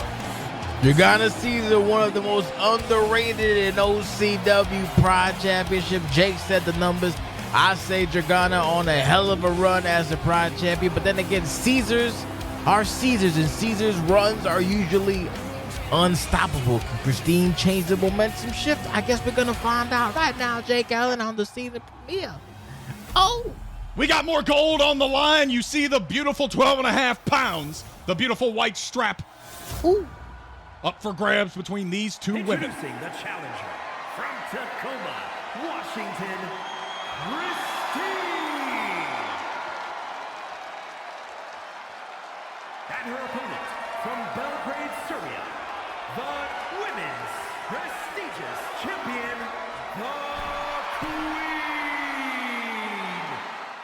The Silent Queen, Dragana Caesar, against the Rockstar Princess. One of the women with the most momentum in OCW right now, has really impressed not just us here, but Dragana Caesar. Greg, throw it up. Let's get to the ring for the Pride Championship. It's about to go downtown. Julie Brown, Jake Allen, Dragana Caesar, Christine, Pride Championship. Second of the evening, Greg. Oh, Christine like, hey. And to your point, boss, and now we're going to lock up in the center of the ring. This is in big juxtaposition to Dragana Caesar's rivalry with Junko Giroda, which was not a battle of mutual respect. This one, though, Christine has really blown away everybody in the Caesar dojo and earned herself a championship match, but she's got to be careful after sending Dragana out of the ring early on, falling right back into a series of lariats. That's the thing with the Caesar. Caesar has like this switch that goes off. Like they're good, they'll fight you, but then you do something that the Caesar doesn't resonate. Oh my God! Whoa! And that's what happens. Christine almost did just that. Got maybe a little shell shock from that kick to the chest. Had to restart her heart. Early night to pay when the side suplex. I think that woke up. I think that toss to the outside a little disrespectful may have woken up Dragana Caesar. Oh, hoot. Maybe not intended, but clearly Dragana operating in the same way she does every other match. Here is the cover. 1, 2, and again, Christine playing with fire right now is unable to kick out in the early going of this match. It could bode poorly for her as we get into deeper waters, especially when you're dealing with somebody the caliber of the Hall of Famer Dragana Caesar. But Christine, not to be outdone. You see the power on that one, boss. She didn't even get her arm fully hooked, just pulling her over by force of will. Very powerful modus operandi for a Caesar. Another one, drop kick to the spinal. It'll be interesting to see where the rookie stacks up. That's the beauty about Dragana's current run as Pride Champion. She's taking on all newcomers in the division, the women's division. Inside Dragana goes. Where she stops, I guess Christine might know, Jake Allen. Certainly was ready to stop her on that Enziguri attempt, and now the follow-up for Dragana Caesar. What does she have in mind here? Using the arm for leverage, and that's going to be a Northern Light suplex. She is actually going to end it after one to cover, and now Christine starting to shake back into this thing, able to kick out at one. Christine trying to get her bearings right now. We're fighting now, Hoot. And we have seen the boldness of Christine over the last few weeks inside the Caesar dojo. And she is getting real bold right now with the stand-up attack against Dragana Caesar. Holding her own, though, Jason Sensation. She's making the same mistakes that Harvey Hamilton Ocean made against Drago Caesar at Resolution. Oh, and that mistake almost coming back to haunt her. Oh, see? Christine coming up short again. Dragana, though, getting countered. Both women going back and forth, and a shotgun drop kick sees Dragana hit the mat, and Christine in control to kip up. The Rockstar Princess is on fire. Drop kick, elbow drop by Christine to Dragana. Christine obviously trying to set up for the Christine special, and that's one way to do it. A little butterfly innovation on that suplex. Here is the cover. Dragana only gets a 1. Butterfly in the sky, I can pin Dragana now. Ooh. Now, maybe looking for a submission maneuver. That did not work. It's going to be real tough to lock in a submission. Work for Sheldon, not for Christine, though. As Dragana Caesar. As nice as they come, as humble as they come outside the ring, but when the bell rings, you're dealing with a different beast, and Christine's figuring that out. I don't know. What do you think, boss? Do you think Dragana and the rest of the Caesar Dojo was holding back, maybe trying to give Christine a little bit of confidence heading into this match? You know, it's funny. I don't think Caesars do that. Honestly, I think like whenever you get an inch from a Caesar, pause no diddy, you actually earn it. But that is an interesting. That is an interesting take. That I'm sure that the social media is now going to buzz over that. Speaking of buzzing. Dragana Caesar caught her. The missed strike allows the opportunity for the Pride Champion to follow up. That is the downfall of Christine, but will it be the end? Almost. Another 2 count, and I think you're right on that correction, boss. I don't think the Caesars, especially the Silent Queen here, would give an inch. It would be disrespectful in their eyes. Speaking of disrespectful. Maybe Christine, it's been a respectful battle thus far, but you see looking maybe for a belly-to-belly from Christine, trying to gain some kind of momentum. That burning heart sidewalk slam does not connect. A leg drop on the arm, and this is kind of that deep water we were talking about before, boss. This is going to make or break what Christine is as a pro wrestler. Definitely, it's the deep water. You got to figure out. You got to sink or swim against a Caesar, and we're gonna find out. It's still pretty even in this contest, so it's gonna come down. It's gonna come down to experience. It's gonna come down to tenacity, temerity, and a little bit of luck. Christine in trouble now. Oh boy, big trouble. Sliding German suplex, athleticism on display. Dragana, she's got that look in her eyes. Oh boy. Wait, headed to the corner. Oh no. What is this? Whoa. Christine with a counter, who? Was that a counter? I guess it was. A mule kick and then off the corner. And that's a big mistake from Christine. Off the rocket kick. The mistake. Hitting Christine in the jaw with the rocket kick. Wow, the underdog, the rookie, able to kick out. But for how much longer? She's in a bad way right now. I think we're going to go spinning, boss. I think Christine slipped, I guess, on the dismount because she came up way short. Walked right into fell right into a rocket kick, but still had enough to kick out. But right now it's very, very dangerous for, as you say, the rock star princess about to feel the noise from the Caesar. Top of the boy. That's pretty smart work there from the rookie. It is. A lot of them like to be aggressive and head right in. Not Christine, and she was able to follow up with a lariat. The great silence, that rocket kick, we have seen it win a lot of matches for Dragana Caesar. It didn't do it this time, and Christine trying to take advantage. With the leg. Oh, hooking both of them. Hooking both legs, and that's got to be something you learn from the Caesar dojo. Dragana, of course, able to muscle out of that one. Christine's got a lot of ground to make up here, but she's looked very impressive so far. Looking for that butterfly suplex once again. Once again with the butterfly in the sky, pinning on Dragana. It's going to take a lot more than that. Christine's shocked by it, but I don't think she should be shocked. Ooh. Dragana relax. Now back to her feet. Christine. German suplex. Wow. We've seen her utilize that in the past. Sweet dreams, says the Rockstar Princess. Will that be the end? The splash does not connect. The temperature change on that, who? And now Dragana reinitiating this.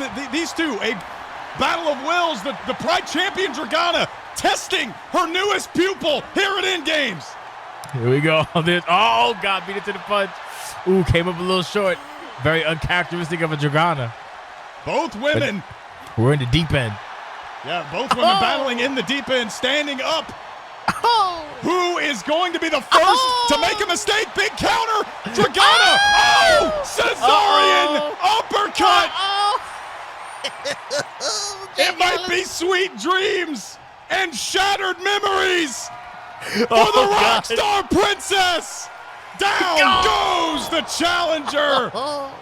Shattered memories, pile driver, and the cover. A hell of an effort, but not quite enough for Christine. The reign of the Silent Queen continues. Oh my God.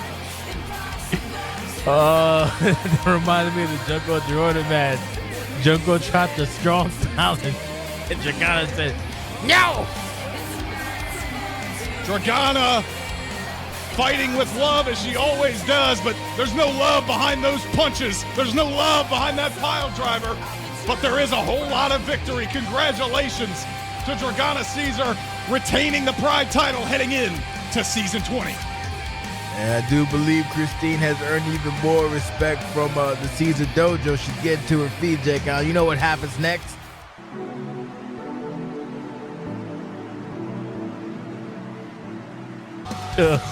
I hate that that's correct. Hall of Famer, as a matter of fact. Don't forget that. No doubt, time is a flat circle. We have come full circle here. Wish it was a cube. You can see the old school cage. That was a specific request both of these men agreed to during the contract signing. In the fine print, there's not going to be anything fine about this one. Legally distinct. There's the bell. Cassidy Hayes and Bolek going to get started early, and no surprise, Cassidy Hayes using those lethal kicks to get the thing started. Yeah, we call it kicking like Cass for a reason. He loves the kicks. He loves to kick. You're going to see more kicks in this one than a Street Fighter tournament. Oh, my Lord! Well, not if he can't walk. That brutal cage immediately lashing against the back of Cassidy Hayes as Bolek continues to go to work, and now more attacks on the back, and we've seen this before from Bolek, stretching out the veteran. Oh my God, who? Cover inside the ring, of course, pinfall submission, totally viable inside the cage. Simply incredible. I think we may, I thought maybe we'd see some more, but Bolek going to go back to a more traditional attack. Northern Light suplex and hooking that arm as well. Doing some additional damage to the limbs. One of Cassidy Hayes' weapons. He likes to use the kicks, but he can use his upper body too. We're not going to see that yet. We're at least going to see him trap the arm and go right back to those kicks. Yeah. But I'm interested to see if Bolek actually decides to use the decapitator on Cassidy Hayes after all that, like, you know, honor amongst whatever and the handshake and the whatever respect stuff. We'll see. Well, More kicks from Cassidy Hayes, Hoot. When it comes to Cassidy Hayes and that bell rings, you gotta throw any respect or admiration that you have out the window. Classic Cassidy Hayes, classic Cassianity here. Wrenching at that there arm. It is. And Cass has had wrist control the entire match. That's why he's in the driver's seat right now. And this is the longest move in professional wrestling. And Cassidy Hayes is speciality, God damn it. Yeah, I hate that they're clapping for it, Jake. Well, Come on, man. Here's the cover now inside the ring, and no 3 count there for Cassidy Hayes. Fucking clap for it, Jake. Excuse my French. Le bonbon. Cassidy Hayes has been on a wild journey of his own over the years. Stayed wild this year. Competed for the CCW Championship earlier this season at Hard Target. Came up a little bit short. And now maybe trying to put himself back in pole position. And really, like you talk about that respect. There's no respect behind a stomp to the back of the head. Cover now again, and Bolek able to kick out. Might be just out the window, Jake. I think 100% is out the damn window, and they're going for it in the old school steel cage and more. There you go, Jake. KASS, and he's going to get one more exclamation point on that one. Bolek taking a lot of punishment, especially to the head, and now able to get out of dodge there. That was almost decapitator-like with that knee strike. And boom! Talk about decapitation. Huge lariat and a follow-up with a knee strike to the jaw for Bolek. Surprised he didn't get a 2 stuck in his damn shin guard. Holy hell. Cass stopped himself this time. Able to halt that momentum. Not a lot behind that whip, but it seemed to work out for Bolek as Cassidy Hayes no longer able to kick. He's in for a rude awakening. There is the cover. No. Cass able to kick out after the neck breaker. Oh boy, Cass trying to get back into control. Bolek said, I'm good. Bolek trying to run away. No, I think maybe a strategic escape. He certainly knows he can't win the match that way, not with Cass on his feet. But he gets in a big position, tried to crown him, came up short. Bolek thinks he's a king, perhaps a lawyer, if you will. Never mind, you got what I was going for. It's fine. Another shot. Maybe some respect here mutually, and obviously neither man wants anything to do with the Darknet Society's interference. That's why they are in a cage. They want to settle this thing once and for all.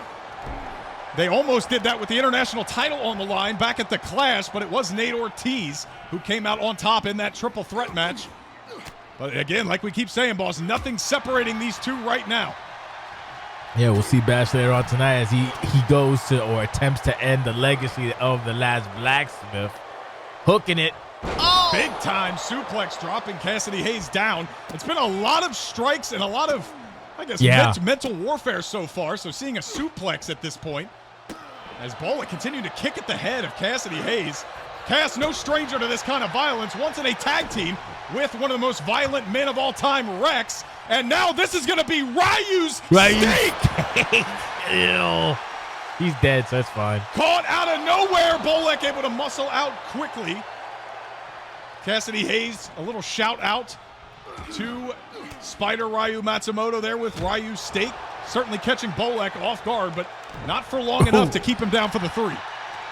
Cassidy Hayes is showing why he is, he is, a legend in his own right. Bolek's having some trouble right now, trying to keep up with Cassidy. I hate having to call him legendary Cassidy Hayes, but it's the truth. Jesus Christ.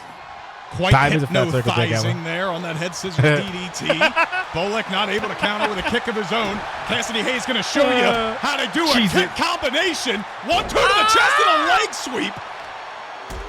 Bit of a Muay Thai expert is this enigmatic creep, some would say. Me, Cassidy Hayes. Bolek revving it up. The ropes and massive spear from Alexander Little baby Bolek. Speaking of Nate Ortiz, the baby spear, as he is affectionately taking it back over with kick downstairs. Both men a little bit lost in the ring right now. Bolek going to try and regain advantage with a whip, and instead he goes into the cage. Spine first, little baby spear. My son-in-law does it better, you nerd.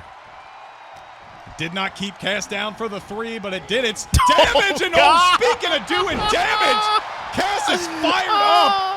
One of the best at using his environment to his advantage, and you saw it on display there. Now going to try and do it again, but Bolek. Really using the cage to get you. Oh, God, crown him on the top of his head. God damn. I think trying to cut him open or something. I don't know if you noticed there, boss, but Cass's face directly into that pillar in the center of the cage. Yeah. Tried to follow up. Cass, though, back in control. Kick down low. Oh, boy. Maybe looking for the cessation flip pile driver. Vintage Cassidy Hayes. The cover, no, Bolek. Jesus. A quick shoulder up, and you're seeing the passion in both of these men right there. Cessation flip pile driver has ended many a matches, many a high-profile main events for Cassidy Hayes. Bolek not going down to 1. Instead, caught with another Ryu stake.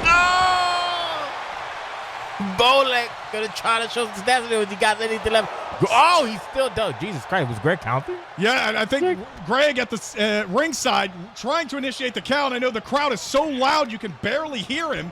That was a 1.5 count, says Greg. Bolek right back to his feet. Cessation, 2 Ryu stakes. I don't know what's fueling Alexander Bolek right now, but he wants this win more than he wants anything else. Look at these hammers in the corner. Jesus, he's great. He's gonna have to come up with something else. He might just cinch it. He might just break his losing streak. We saw Sheldon break his. Can Bolek break his curse? Sheldon broke his earliest. Can Bolek break his? We'll find out, I guess.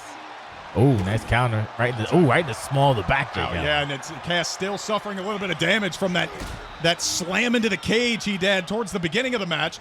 Bolek now packaging him. Oh my God! And that was a little Nate Ortiz-esque itself. And you asked, boss. I think we're about to get our answer. Oh, wow. Crazy work. The tiny Nasty steps work even. into the decapitator. Cass rolled out of the way. Dragon strike. Spinning wheel kick does not connect. Bolek had it scouted. He's watched his game tape. He has. Uh-oh. Cass is in trouble. Oh, no. Big counter. Cass trying to find some opening. He's thrown some of his best shots at him, and Bolek will not stay down. Ooh. He's going for only take. Nice roll through. Oh, God. Dropping him in the corner. Oh, my Lord. And a brutal elbow strike to the side of the head. Is he going to go for another one? I think he is. I think he is. Looking for another decapitator. He's doubling down his efforts with the left foot. No, right foot decapitator. Down goes Cassidy Hayes. The cover. 1. No, and he kicked out again. Hey, yo. These two going for, as you say, hell for leather. You see the paint on Cass's face damn near out. Oh, counter. Oh, and you saw he's going for that meteor mash. That standing Spanish fly. That was the move that nearly defeated Bolek last time these two clashed before the interference of Peter Karpov and the Dark Net Society. Bolek knows how it feels. He doesn't want to feel it again. Stomp to the back of the head. 1, 2, and Bolek steals 1 from Cassidy Hayes. Just too much damage back and forth by that point in the match. Anything was going to get the job done. You see Cass crawling away in frustration, but Bolek is the one who stands tall here at End Games. Vindicated, some would say, boss. I don't know about you. Looks like we're saying we're breaking curses right now. Jake Allen. Talked about it earlier.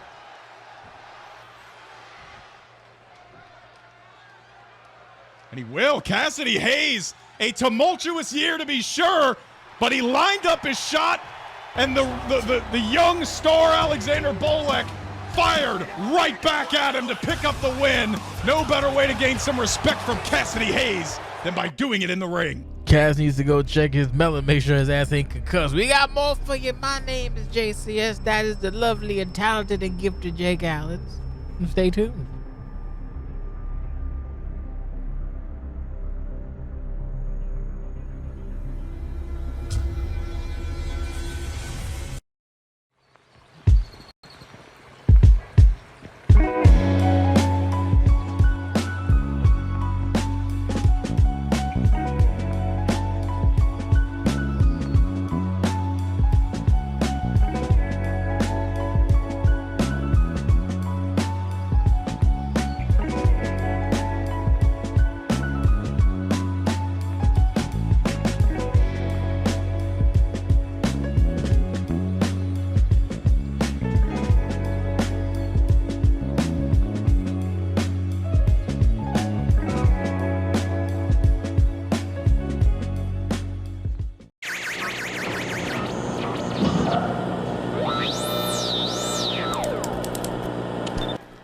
Shattering Flash.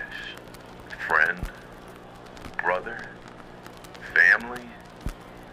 No. Snitch. Backstabber. Opportunist.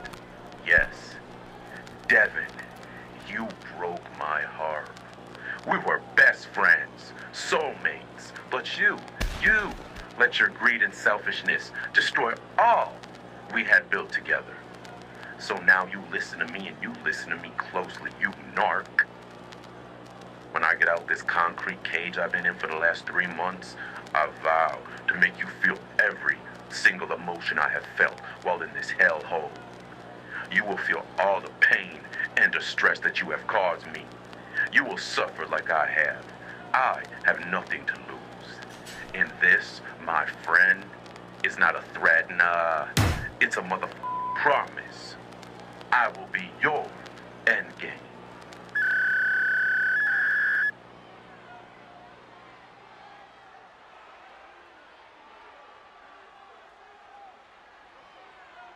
No flex.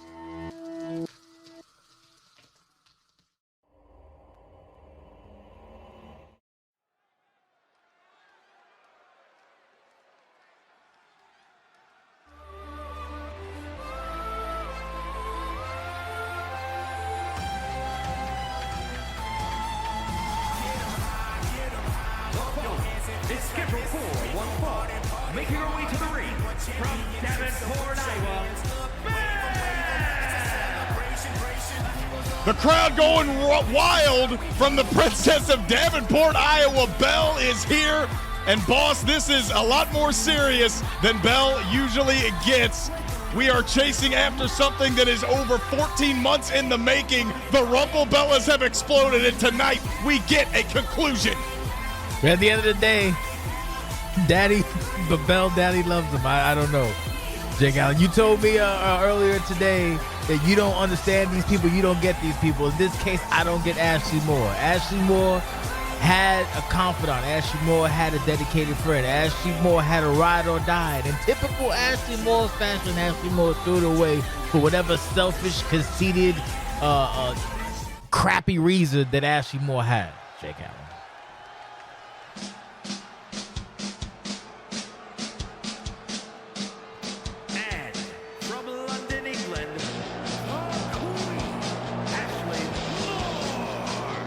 The queen of OCW and Boston. There's been one thing that's been made abundantly clear over the last 10 years. Ashley Moore is nothing if not a rebel girl. She, even in the face of criticism as the first Pride champion in the company's history, Belle was the one who stuck next to her. Belle was the one who defended her. And Ashley turned her back on that, and a great friendship for what? But other than Ashley was an asshole. She's out there in the Hall of Fame of assholes, right there next to Marissa and Ryu Matsumoto. Top tier assholes, who flew under the radar for a little bit. Maybe Belle was one of the best influences on her that she has ever had. But we are in prime Ashley Moore mode right now, boss. This match will be with chairs. And after what we saw on the go-home edition of Turmoil, the damage done with those piles of chairs, I can only imagine what we're in for right now. Ashley is definitely feeling the effects of all those chairs. And we get right to it. The way she's waving goodbye to Belle, and Belle's saying hello to some hardware. Yeah, I don't think Belle's leaving. I don't think Belle's leaving, Ashley. And now trying to get the chair in the ring. She's not done. We got more. Second time. Belle filling up the ring as Ashley waits, looking very confident. That time's the charm. Yeah, Belle. We got 3 chairs in the ring. Crowd here in Boston hyped up. Both women yet to lay a finger on each other, and Belle starting with a steel chair, gonna throw it off. Oh my! I don't think we came here to play. Oh, look at this! Oh, Ashley doesn't want it. Wait! Ashley don't want no part of this chair. Oh God! She doesn't want the chair. Now stacking them up as Ashley catches all 3. Oh! Unbelievable! And now, Christ. as if working together. Oh wait, hold on! It was a ruse. Belle, after the chairs were stacked up by Ashley Moore, now Belle just shouting. I wish I could hear what she was saying. Something not polite. Something from Davenport. Oh no! Once again, and now these chairs being utilized by Ashley. Jesus. Bell gonna climb back to her feet. Bell ain't got hands. But yeah, Bell's not catching the chance. She dodging. Watch it. Oh, she got the third one to charge. It's she's the third time, Jake Allen. Third time for Bell. You better use that chair. And the snowball chair fight as Bell finally connects with a crack across the head, throwing it down for good measure. And the damage, a concussion almost ends this match. Perhaps a concussion for Ashley Moore. Oh, well, if that didn't give you a concussion, Jesus Christ. Wow. Look at all the Bell special slaps being utilized in the early going. The combat heels, both women trying to capitalize with their unique signature strikes. And it is Ashley who will finally get the last laugh in that exchange, at least into the corner. Oh, my Lord. We saw what happened last time. Oh, boy. Oh. Getting more creative with the chair usage. At one time, these two look to be the most cohesive unit in all of pro wrestling, especially on the women's side. It looked like Ashley had finally turned a corner in her career. Threw it all away, and Bell right now throwing her with the satellite head scissors. She just nicked the chair with her shoulder enough, but oh boy, oh no, unfortunate. Oh, we knew that was gonna happen. Well, we saw it coming at some point. Ashley, the one that set that chair up. Bell trying to whip her into the corner. No, didn't work out with the chair in the corner. Does work out there, dumping Ashley to the floor. Obviously, in a chairs match, there will be no countouts. There will be that. There will be no, and I think Bell may have slipped on the way down. That's unfortunate. Oh, crack your face open. Bell now chasing after Ashley. Oh, and there's a little bit more tentativeness in this one than there was the last time these two showed off. Yeah, a little bit. Jesus Christ. Ashley's trying to be methodical. Ashley just being what she does and being an asshole. One more chair. It's a chairs match. We got chairs for days. Oh, God damn it, Bell. Put your hands up. Using them in any way they possibly can as well, boss. Since when the hell did Ashley Moore become Joe Montana when it comes to chairs? God damn. This lady just throwing. Well, come on, Bell. You gotta push the weenies, Bell. Jesus Christ. She's starting to run out of energy already. No. She ain't got the strength to throw a chair up there. It's like what, 10 feet maybe? No. Oh! Back into the. Oh my good Lord! Did you hear that? That was the loudest slap I have ever heard. As Ashley Moore, none too pleased about it, but Bell not wanting to get off to the slow start she did back at the Clash, countering back quickly. But not to be outdone. Ashley Moore with a kick to the back to regain advantage, and now thinks she can work on the stamina. Bell causes a 2 count there. And that's that slap, who? That's crazy. Watch it, Bell. Oh! Chair shot to the head, and a little revenge for earlier in the match. In much of the same vein, Ashley going for the cover. It can end at any time, especially when you're using weapons like this. Bell kicking out at 2. She may have had a mild concussion. It was booked for a chairs match. You got to understand that most of the nights happen with Bell. Oh, he gets caught. Oh no, gets caught with it. Oh, and Ashley definitely got caught, and that's vintage Ashley Moore. That mule kick using the combat heels. I still don't know how she's so well balanced as an athlete inside the ring wearing I don't know. It's all about training. She has good ankles, I guess. Bell, oh, nice. Oh, no, she didn't. The little corner hit her in the back of the ear. Jesus Christ, this poor woman. That's why you don't throw objects like steel chairs. It's dangerous. You don't throw chairs. I don't know why. Whoa. Oh, and now similar to what we saw in Turmoil, those chairs are stacked up. Ashley just continuing to run her mouth to her former best friend, saying, "I'm the expert." What is this now? Oh my Lord! That's gotta be it. Avalanche T. Harris onto the chairs, and somehow, some way, Bell kicks out. The crowd showing expressing their happiness with that maneuver. Ashley Moore certainly is not happy, landing on her face after that missed line. Saw Pepperton plunge onto the chair. Ashley moonsaulted on her face, and then Pepperton plunge fell on her face. Jesus Christ.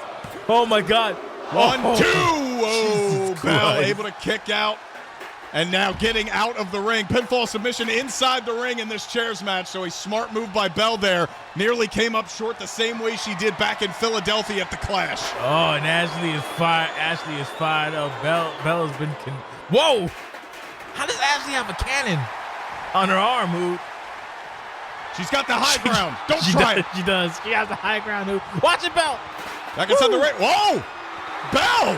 Using the rope. Using the ropes. Yeah, to deflect it like a shield. Smart. These two just continuing to taunt at one Hey, another despite what they've been through already. Bell has seen enough. A lot of grandstanding and hot dogging, and Bell trying to sneak it. No good there on a 0 count. Oh, another Bell special slap, my lord. That slap, Hoot. Oh! And wow! Oh my God. See more That's it. spinner, and That's Bell it. is seeing more stars right now. 1, 2, no! Able to get her shoulder off the mat after that Seymour spinner, the point of that combat heel to the jaw. Bell's having a hell of an issue right now. Ashley Moore is hit fired on all cylinders once again, placing that chair precariously in the corner. And once again, perhaps Bell's about to get brained. Oh boy. Into the corner, and yes, again.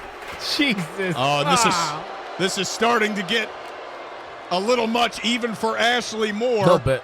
I know it's a chairs match. Both women agreed to this, and now Ashley, oh wow, spinning her opponent around. Oh, wow. and now look at this. They're using the ropes for leverage, trying to steal it. Bell able to muscle out. Not going to go down that easily. Jesus Christ, she really is just an unrefined asshole, Jake Allen. Bell's got to do something. She's got to come up with something. She's been brained a couple times with the chair. She's having trouble tossing the chair, but she got to get that momentum, cutting down Ashley, trying to even things up. Center of the ring is where Bell excels. We've seen her get to that point before, and this is interesting strategy here after the violence with the steel chairs in the early going. Bell trying to slow this thing down and attack the left arm of Ashley Moore, at least try to use that wrist control to success. It worked out for a moment there, but Ashley Moore is such a veteran. Wrist control herself. Wow! Nice one. No slap there, Bell. She balled that fist up. Ashley Moore deserved it. Flatliner there. Bell trying to steal this thing. One. No. Chairs are garnished, Jake Allen. When you're in the ring, that's the seasoning, the steak, and the meats, and the cheese, and the vegetables. What's Bell thinking? Think handspring, Jake Allen, perhaps. Play it to the crowd. Grandstand hot dog. Could be. Setting it up in the corner. This is classic Bell. Oh, just went a little bit too far. Ashley, immediate roll-up, trying to take advantage of the situation after the missed handspring. Oh, Lord. Are you okay? I'm fine. I'm excited, Jake Allen. And now Bell. Roll up from Bell now, trying to take it away. And this is interesting in the second half of this match here, boss. Both women going for a lot of covers, trying to pick up the victory. They know deep in the match it can happen at any time, and Bell setting it up with a Fez press there. Could be looking for Code Bell. Be. But you taking too long playing with, don't play with your food. This Ashley was a former champion. You can't, oh, that's why you take too long. You get caught up, Hoop. Counted by Bell. Oh. Jesus. Oh, dropping to the knee on the jawbreaker. Trying to innovate there, and you really have to innovate when you're facing one of your former friends, somebody who knows you so well as Ashley does Bell. And that gives Bell the opening to maybe get back into this thing. Maybe not. Into the corner she goes. No, Ashley. Oh, God. God, just an ass. Unadulterated arrogance. Indeed. Oh! No, I thought Bell was about to eat that corner foot choke. No, Code Bell doesn't connect. And Ashley throws her down. Bell immediately escapes. I don't know if Ashley was maybe going for a submission move, holding onto that leg, but Bell very smartly using the ropes to roll out of the ring where she cannot be pinned. Wow, Bell lifting the steel steps now. What? Well, that's one way. I thought it was a weapon. It was a shield. That's one way to block a chair, Hoot. Bell has, I guess, weird power levels, Hoot, when it comes to stairs, a little defensive mechanism, but she still has the steel chair now. Ashley does, and she connects. Christ. That's Ashley laying in wait with the steel chair. Bell had to put her head down to get back into the ring. As soon as she picked it up, there was a chair in the face. Oh! Third time's a charm. Wait a minute! Caught out of nowhere! Contour crush! Bell says that's it! For over 2 years, these two have been connected. Man. Over a year, I should say, but even still, Contour crush out of nowhere. And for maybe the first time in the match, boss, Ashley looked shook to her core. Oh, no. Ooh. Whoa. Beautiful counter. I don't know. Talk about going for familiar moves. That French kiss DDT that Ashley Moore likes to utilize instead.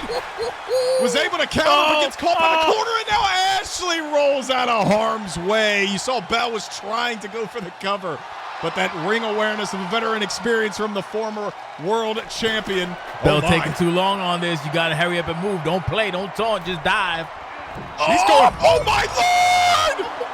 Belle go round, and she does all the way to the floor, taking down Ashley Moore, and is very, very pleased with that offense, as are our capacity crowd here at the TD Garden. Clap along with Belle, but still, you got to do it in the ring, and now Ashley got the Muay Thai knees. Oh, God damn. And this is Ashley. This is Ashley working at a desperate pace, a lot more desperate than we have seen the rest of the match. Belle special slap does not connect. Big time strike on the counter, trying to bring the action back inside the ring. As he's on point. If ever an opportunity, this is the moment Belle needs to strike. Oh God, no. Kick down low, and I think she's looking for Code Belle. Didn't quite connect. This is where winners are made, boss, here in the deep waters. Both women not allowing anything through. No. Ashley catching the leg. Kick down low. And eat that. Oh, Lord. It's coming down. Oh, boy. Belle given no choice. And Ashley saving perhaps her biggest shot for last. Stomping in the corner. Belle is in a lot of trouble right now. Jesus Christ. Oh, my goodness. Oh, wow. Oh, God. Ashley Moore with the knees, and thankfully just the knees, although Belle, the point of those combat heels into her neck and her collarbone. Ashley kicked down low. The French kiss DDT. Got all of that hoop. Belle, I think this is over for Belle. The cover, 1, 2, 3, and somehow, some way, Ashley Moore overcomes a flurry from Belle. The crowd falls silent. They're not happy, and I can't imagine a lot of people are. Ashley Moore is your winner at End Games 2025. Well, there's a few things certain in life, Jake Allen. Death, taxes, and Ashley Moore wins. Oh, my goodness. You saw those clutch reversals at the very end. It be like that sometime. Wow, okay, yeah, sure.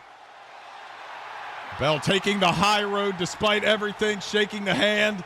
This conflict, this battle, and what could be a war is now over. And of course, I said the same thing. Ashley Moore preying on the goodness in Belle's heart, getting the last laugh with that kick to the back of the skull.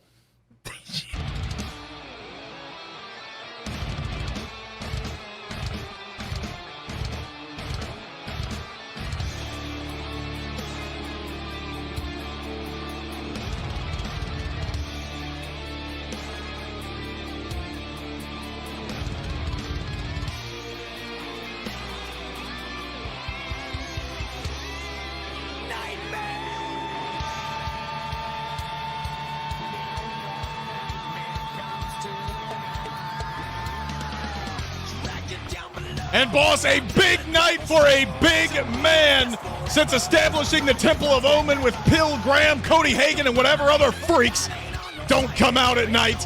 You're seeing it right here. Samuel Omen has put the target on the back of his former DNS stablemate Jinx for the North American Championship, and that is quite the statement to make during your entrance.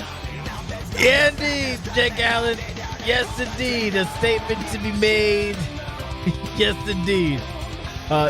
Samuel Omen asked Jinx, hey, are you around? Jinx said, I am one of it, and then assaulted the ever-loving hell out of him. These two have been on a collision course ever since Jinx has decided and opted to be no longer a part of DNS, the Darknet Society. So now is the biggest chance in Omen's rookie career thus far to become North American champion against his former cohort, against his former running buddy, against his former brother, Jesus Christ, against his former brother in arms. Will he be successful? Who the hell knows? But he made sure work out of P. We started that bitch at 100, and that's to be said, because P is a big son of a bitch. So it's going to be do or die time for Samuel Omen, that Jinx has to prove that he is the North American champion, finally defending for a third time.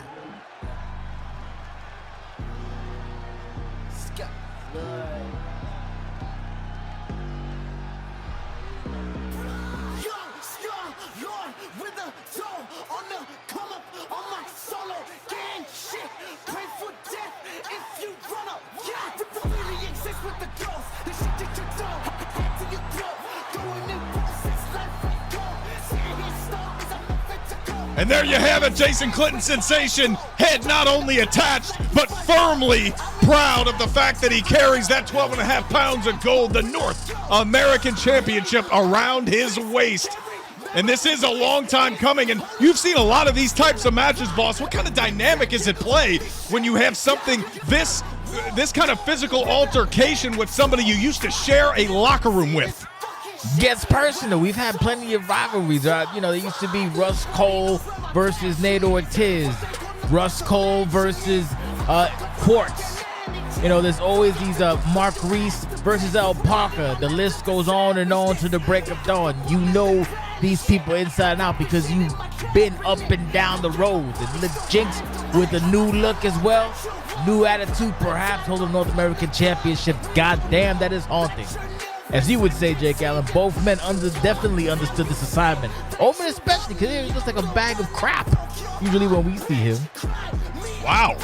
Tell us how you really feel, boss. I know Samuel Omen and Pill Graham certainly have told Jinx how they feel. It was Samuel Omen a couple of weeks ago after a massive victory Jinx had over the OCW World Heavyweight Champion that his head was put face first through a car window. That's the kind of violence we're dealing with here, all in service of this championship. The North American title is on the line. Introducing the challenger from Virginia Beach, Virginia, weighing in at 264 pounds, That big man ain't from no beach. and his opponent from Detroit, Michigan, weighing in at 245 pounds, the Northern Atlantic Champion, The Mad Hatter of OCW, no longer DNS, standing on his own 2 feet and doing it as strongly as he ever has. Both men seeing the title. Could we have a new champion here in Boston? Time will tell, Greg. Throw it up. Both men looking very spiffy, but once again, Jinx has the taped up body. He is not 100%. He was able, not even 100%, to defeat El Parker with a little assist from the Iceman, Nate Mack, but still. Oh, big boot off the gate. Oh, and that dunking under that boot with the lariat. Jinx now, he's usually in control of matches via the power game. Obviously, that is not the case right here. And, boss, I think there's something to be said usually about how, Jesus, a spine buster rattling the cage of Jinx. There's something to be said about how somebody's first ever opportunity at a championship in OCW, as it is for Samuel Omen here tonight, it'll rattle you a little bit. It'll make you doubt yourself. I don't think that's the case at all for the big Sam Omen. Maybe not, but you still got to, as a rookie, you have those jitters. Hold on, here's the cover now. Woo. No jitters on that cover, kicking out at 0. Yeah, still fresh as a daisy, so he got some time to get the jitters, Jake Allen. Into the corner he goes, big elbow, counter by Omen. Omen has the power, size, and reach advantage. Jesus Christ. Nearly dumping Jinx on his head right there, and trying to take another trophy. Like we saw during his entrance, kick down low for Jinx. Now again trying to dunk under this time. Sam Omen had it scouted, just using brute force and strength to regain the advantage. But Jinx got some power in there too. Tilt-a-whirl slam. Muscling him up there with ease, but not enough to keep him down. Yeah, but if your shoulder's not great, that's a good way to separate. Speaking of not great, look at that. That was easy. Effortlessly by Samuel Omen, who are meaning to say that he reminds me of a younger, thicker Dinsmore. Yeah, I think the comparison is apt, both in size and violence, as Samuel Omen counters that one, but not for long. And now a big strike combination from Jinx, who ends it off with a big vertical suplex. Almost turned it into a brain buster. Sam Omen's got to get out of dodge in the early going. You got to have to reassess the situation because Jinx is the champion for a reason. Powered through it. That's the thing. That's the beauty of someone like Samuel Omen. He doesn't need finesse. He doesn't need technique. He doesn't need panache or pinoche if you want to be nasty or greasy with it. He can just muscle out, power out, and, basically brute force his way out of any situation. We know Jinx likes to utilize the power, as we talked about earlier, and you saw there, maybe trying to go to something, old reliable on that powerbomb pile driver attempt. Didn't work out, and it's costing him a big slam. Oh, my God, knees first on the steel steps. Talk about a way to regain the advantage in this match. That looked brutal, and Sam Omen, he knows he's not going to win this by countout, and even if he did, he would not win the North American Championship. Back in the ring comes the champion. No better worse for wear than when he went out, I'll tell you that. Jesus Christ, that'll wake you up. He's gonna be sore in the morning, Jake Allen, that's for sure. Old Jinxie is. Nice look, you're by the doing way. something wrong if you come into the pay-per-view, much less the last pay-per-view of the year, and you're not a little worse for wear after a little sore in the morning. That whoopee cushion German suplex, difficult to continue that bridge when you got a 350-pound monster standing across from you. And that monster seeming waking up. You've seen horror movies, boss. You gotta double tap him. You gotta double tap him. And he looks like he might be double tapping. SCW, count to a million. Or not. The comparison to Dimsmore, and now maybe a little shout out to SDW. No cover though there. If you would ask Smythe, you would have thought that match would be over after the flapjack. Sam Omen is a different breed of animal though. God. As now up into the electric chair. And he drops him flat on his face. We have seen that out of Samuel Owen in the past. He thinks it's going to be enough to cover one. No. Good The God. apocalyptic collapse, and that is a very great description for that. That looked bad. Goozle! We're going to have another collapse into the air. Omen! Down goes Jinx. No cover, though. What did I tell you, Jake? He can just brute force out of any situation. He's doing it right now. Slamming the North American champion like a baby. Oh, big tall arm drag, rather. But arm drag or hip toss? You tell me. That would be a sit-out hip toss. I think we underestimate the power of Jinx and certainly the strangeness of our North American champion as he crawls on his hands and knees. The oddity is right. Trying to finish the job. Oh, wait a minute. Catches him. It's going to be a twisted dream. No. Sam countered. The power. Power, Jake Allen. I told you the power. Ooh. Sam Omen able to counter out of that. Thought the twisted dream was on its way, and instead, Sam Omen is just going to lift another heavyweight star into the air and drop him unceremoniously to the ground. We might have ourselves a new North American champion. Oh, God, another Goozle. Good God almighty. It is something to behold to watch Samuel Omen throw this man around the ring nearly effortlessly up into the military press again, and another power slam. This time does go for the cover. That might be it. After Jinx was just manhandled for a good 45 seconds, was able to get out of the cover, though. He needs to come up with something right now. He's in a bad way. He is getting tossed around like a sack of potatoes by Samuel Omen.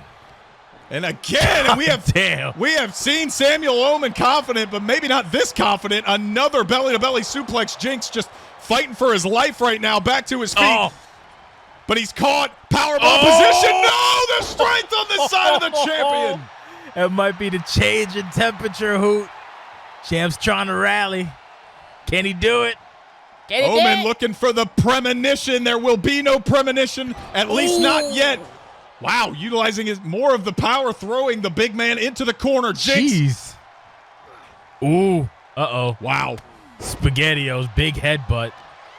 Nice counter. Is right. Boy. I think Jinx usually likes to set up last laugh boot in the corner, but he threw Samuel Owen so hard. A whoopee cushion will do. The cover into the German suplex. And again, falling backwards out of that bridge. It's got to be one of the most difficult tasks as a wrestler to hold a bridge on a man that big. Jake Allen, no laughing matter. Sorry to cut you. No, you're absolutely right. Can he get him up? Or maybe not. Or maybe he'll just go with the last laugh, and he does! Will the champion have the last? No. Wait a minute! He's not done! One is not enough! Oh, he's gonna try it. Because this match is no laughing matter! He went for it. Is that gonna be Nails the challenger! 1, 2, 3! Still the North American champion! It took everything in his power to get over the strength of Samuel Omen, but he retains on the final show of the year. Hell of a lot of momentum. heading into season 20, Jason Sensation? If anyone came in here doubting the Messiah of Malevolence, then take heed and take note. Omen ate them all, but at the end of the day, it's no laughing matter that Jinx is still the North American champion. And he ain't even at 100% if I ain't mentioned it enough times, Jake Allen. Imagine if he was at 100%. Terrifying. This man defeated El Parker and defended his title in the span of 2 weeks. It's a bad motor scooter. We got more for you, so stay tuned.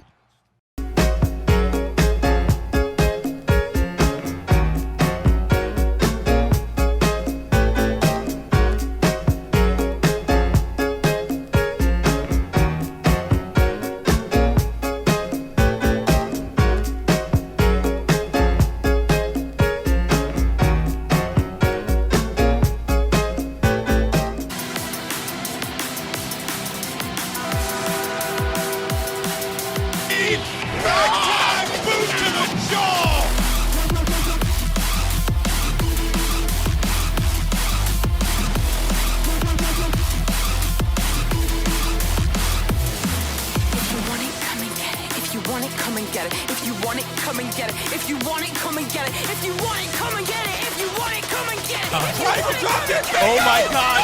Oh my God!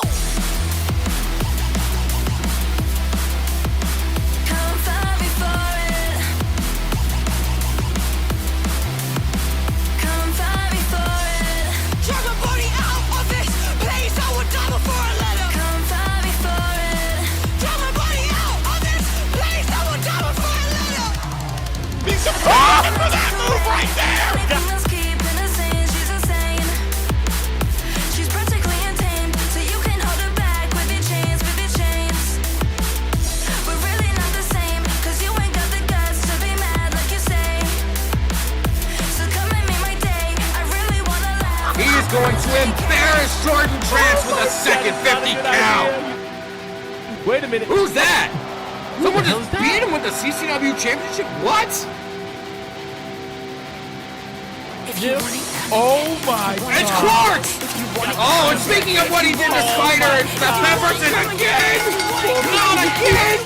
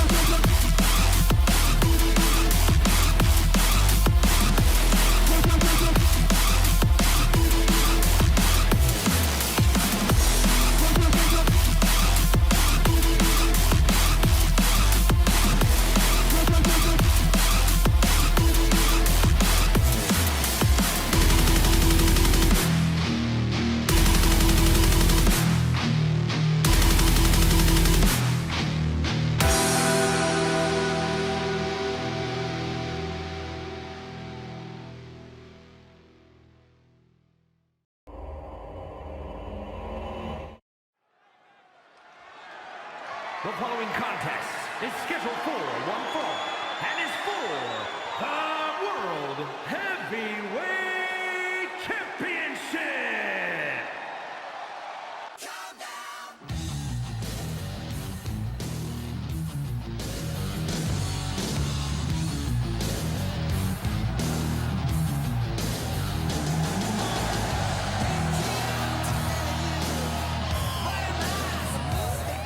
And boss, it is time for the CCW World Heavyweight Championship. This man, Paul Pugh, seemingly coming out of nowhere to restake his claim as a world champion level competitor. He will get his opportunity tonight against a man who has made many enemies over the last few months, B17.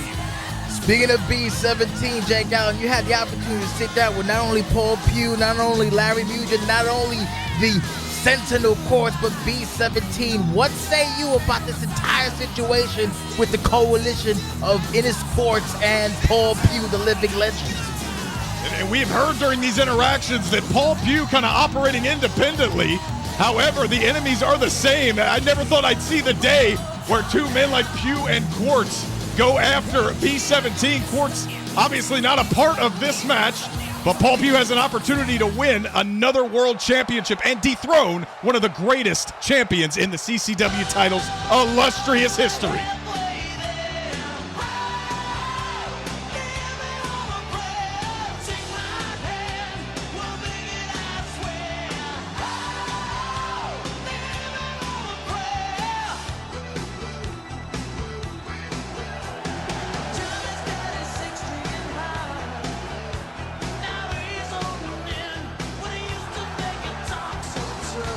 And Jason Sensation, you heard B17 last week on Turmoil. This is about more than his own well-being, about more than him being targeted. He says Paul Pew and Quartz are targeting not just him, but the people he loves. And those people are jam-packed here in the TD Garden, cheering for Daddy. B17 has arrived.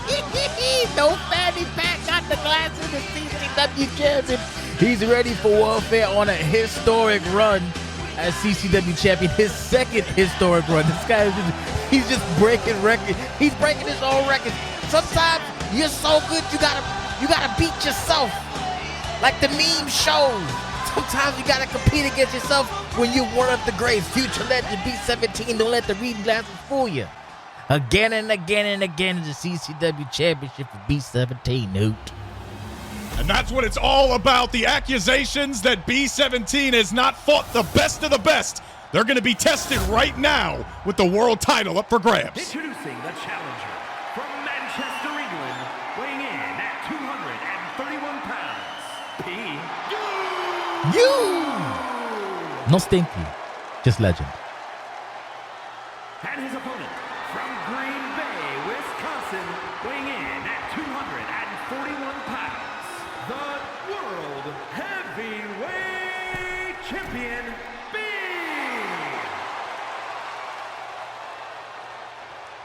Both men have prepared in a conflict that has escalated extremely quickly since the fallout from the Clash 2025.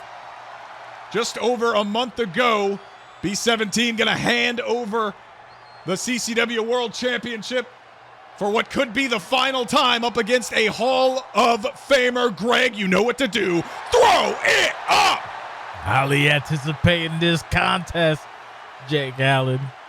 Paul Pew is known to be a spoiler of sorts.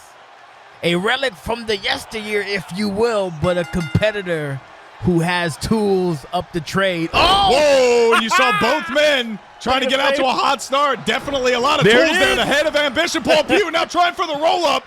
If anybody has utilized that well over the years, it is Paul Pew. B17 showing not to be outdone, and now these two wrestling into the corner to open up this match. 1, 2! Can happen that quick, boss, especially with Paul Pew. Yes, indeed. Paul Pew, he's as wildly as they come. He puts the pressure on. He puts the heat on for most competitors. Rex made short work out of him. He went off the gate, and Paul Pew was on Dream Street for the rest of the match. But right now, he's fresh as a daisy, and B17 is going to have a hell of a contest ahead of him. Oh, look at that beautiful counter by B17. Athleticism on display there from B17. Nobody should be surprised. Bouncing back quickly from that assault at the end of his last title defense against Jordan Trance. And now, that's 3 straight lariats, boss. Maybe messages being sent. Here is the cover after the 3 clothesline attempts. Paul Pew able to muscle out early on. And I think that narrative about him being a relic, him and his peers, that maybe is what's fueling Paul Pew to reestablish himself in the main event. Well, that's the thing with someone like Pew. He doesn't give a rat's ass what anyone says. He never has, he never will. Usually people would take what I say and hold it to account. He don't care what I say either. He just does what he's going to do, and it worked for him. So with you, so big, good on you. And he just may have been busted open by B17. Here's the cover after that big knee strike to the face. Ooh, yeah. Oh, wow, my Lord. I don't know if he caught the sharpest part of his knee or what. Paul Pew getting kicked in the temple. Now trying to figure out where he is. I don't think he knows yet. Another uppercut, vintage B17. Blood now, you can see that burn from Bash last year, still really relevant, still healing. And again, 3 more clotheslines, the wrist control, and Paul Pew is shaken to his core right now. He himself coming up with a big victory against Alexander Bolek at Ambition 100, taking that momentum into a World Championship match. B17 has not really been tested to the point that we thought so far, but it's still early in the match. You see the biggest scar on Paul Pugh's back. I got to note it every time. Yeah, you have to. Courtesy of his war with DNS. That's kind of about Pugh. That's a long-term damage. You deal with the degenerate-like bash. Irish whip to the corner. Paul Pugh running to, taking his time. Oh my good Lord, running. A hell of a kick, I'd say, out of that corner. Running boot will regain the advantage for Paul Pugh. Unfortunately for him, he's not gushing blood the same way Pugh is. Watch the drop kick. B17 did not watch the drop kick. If anybody can spoil the CCW championship, it will definitely be Paul Pugh. Oh, nice counter. We can remember a time where Paul Pugh did more than that. We think back to Fame in 2020, the last time, 2019, excuse me, when Paul Pugh held a world championship, going after the young star at the time, the Kang Doc. That's a man who's familiar with both of our world championships here. Paul Pugh stretching out B17, trying to slow him down a little bit. Crowd's clapping for the wrestling hoop. Break his fingers. We have Boston bit of rebelliousness in their own right. As Paul Pugh counters with a power slam, and B17, he got caught off guard with that kick in the corner, and Pugh has been in control since. This could be B17's opportunity, but no. Oh. Back to the butterfly, Beautiful. And again, B17 luching out of it. Beautiful count by B17. Still fairly even in this contest thus far for the CCW Championship. Another jawbreaker count by B17. Had it spotted. Ooh. Combat. Oh, God. A lot of strikes coming Paul Pugh's way, and a snap suplex. Big follow-up from B17, regaining control of this match. And now heading up top. This usually doesn't bode well for B17. It does not. But he's a risk taker, and again, he falls flat. B17 is someone who should spend his time not on the top rope ever. Bingo! Punch to the jaw of Paul Pugh. Light work today, I guess. Not going for the cover. He wants to put this thing away with 50 count to the face. Pugh is down and out. The cover. One, go. That's legendary. We're going to get a short test for B17 there with the 50 cal, but Pugh is nothing if not resilient, able to kick out there after one into the power bomb. And you don't want to let a guy like Paul Pugh hang around. He's as crafty as we've ever seen in the business. Crafty or shifty, depending on what you want to call it.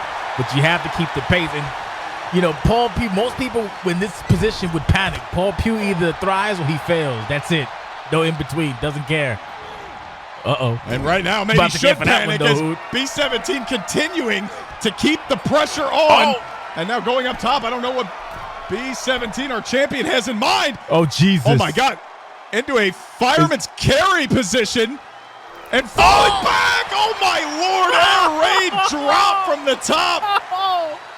The cover. Paul Pugh. Two. No, he's able to kick out. I thought all the wind being taken out of your body there. Very hard to get a shoulder up, but the Hall of Famer finds a way to do it. I thought he was going to get me for a Hustle Millennium or something. Paul Pugh's going to have to come up with a miracle at this point, perhaps. Can he do it? We'll find out. Ooh, counter right in the belly, not in the breadbasket, Jake Allen. You can't count anyone out in OCWFED, especially somebody as decorated as Paul Pugh. 15-plus years as one of the best in that locker room and trying to prove that he has still got what it takes, sending B17 to the outside, trying to find some room to fire up right now and get back into this match. Ooh, almost landed poorly on his knee when he got kicked back. Lifted up and a fallaway slam! My God, Pugh! Ouchies. Punished on the outside.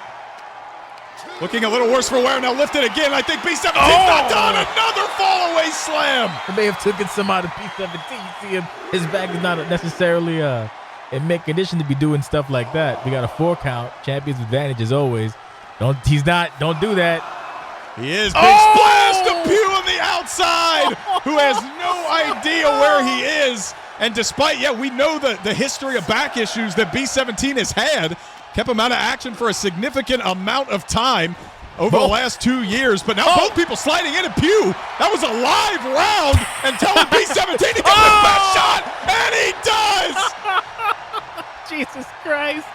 Give me your best shot. How about a bingo punch? Do we have room for another 50 cal? Is this the end of Paul Pugh? Wait, he missed it! Second time is not the charm. Oh my Lord, a spinning elbow. Nothing loaded in there, but some screws from a past surgery, perhaps. B17 tosses it to the outside. It's picked up.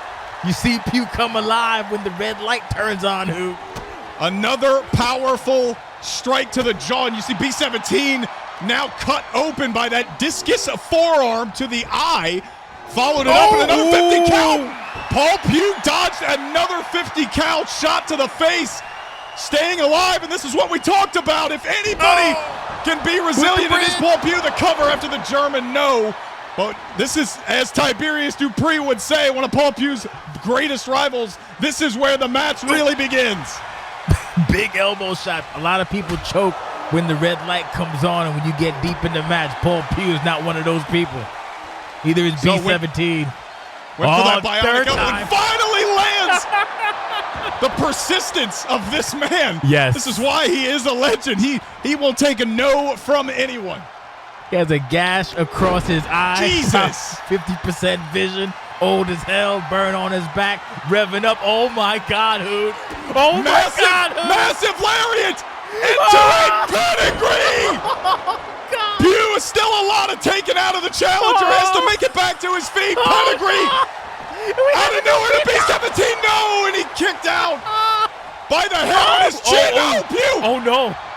Pugh dodged the bingo punch. Beautiful counter. B17 dodging a second pedigree. I think B17 got busted, but I can't tell. Something's on his face. He is, yes. It was the discus forearm from earlier caught him right against the eye. Flush. Both men gushing blood. The proverbial crimson mask. 3 straight Caesarian uppercuts. B17 popping up into a what in the world? You love to see that half Nelson driver. 1, 2, and Pugh is out of here. Jesus Holy Christ. Jason Sensation, Wow. a very close test for B17. Got caught with that pedigree. The air was sucked out of the room. Jesus. But still, your CCW World Champion, bloodied and all, is B17. That was a hard-fought shot, Hoop. I guess that was bad night for his sins. A new variant, my God. The man indeed. Wait a minute. The Sentinel, Jake Allen. That's Quartz, a man we saw earlier tonight, and you see that this war is far, far from over. Paul Pugh may be down. Wait. Is he inviting him inside to the squared circle, perhaps? I don't know. After the last time we saw that happen, we might want to get some security out here. B17 barely giving Quartz the time of day. He is the champion. Jesus Christ. I really picked up in the second half. You can see the gash over Quartz's right eye. Paul Pugh with the left eye. God damn. B17 rather.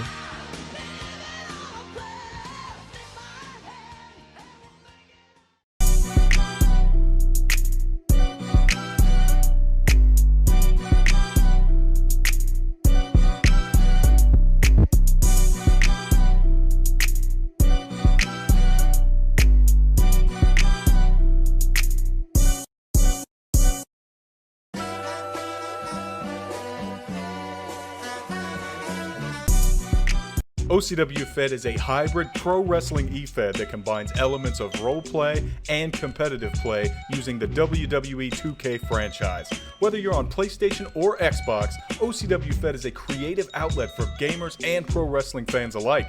With over 16 years experience producing weekly content and live Twitch events, OCWFED has a thriving community with handlers from all over the world. If this sounds like your cup of tea, come check us out at OCWFed.com, OCWFed TV on YouTube, and OCWFed on Twitch. It's like D&D for wrestling nerds. Just 1 month ago at the Clash, we saw Nate Mack get the closest any man has came to dethroning El Primero for his OCW World Championship. While our hero was unable to vanquish and take Primero down, we saw cracks in the armor of the man who calls himself El Campeón de Siempre.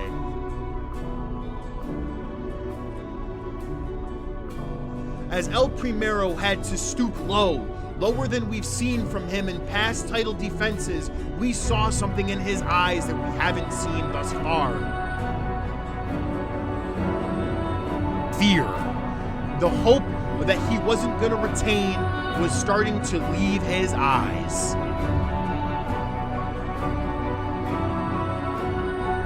While on the path to celebrate his victory at the Clash, the champion knew in the back of his mind there was still unfinished business.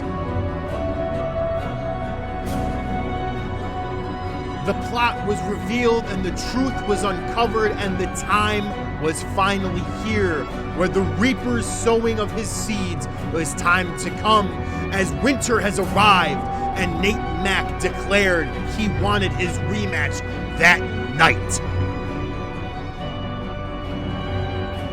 Trying to cover up his fear, the champion tried to steer the narrative in his way, as we would get an impromptu tag team match to main event Turmoil 328.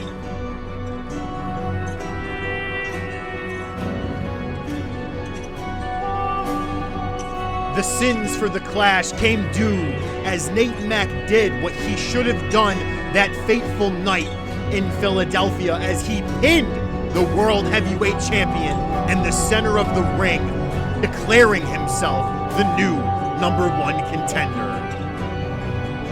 This wasn't enough for the Iceman, as he was going to ensure El Parka's time from the Clash to End Games was going to be hell, as he cost him his match between North American champion Jinx.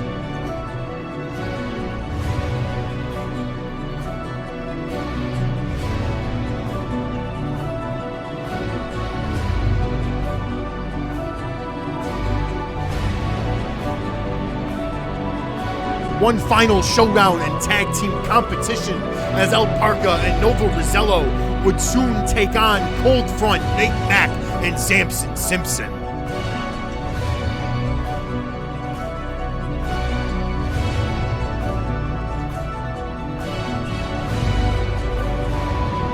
A pin over the champion's right-hand man would solidify the confidence Nate Mack needed, as our challenger is reborn.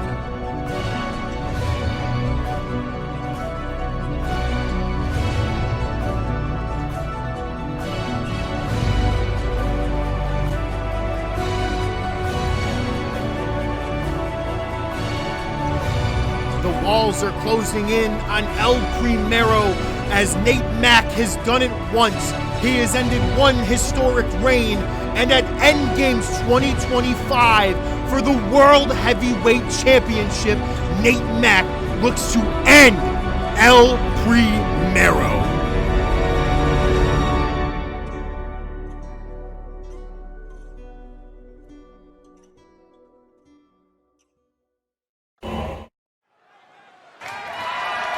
The following contest is scheduled for one fall and is for the World Heavyweight Championship.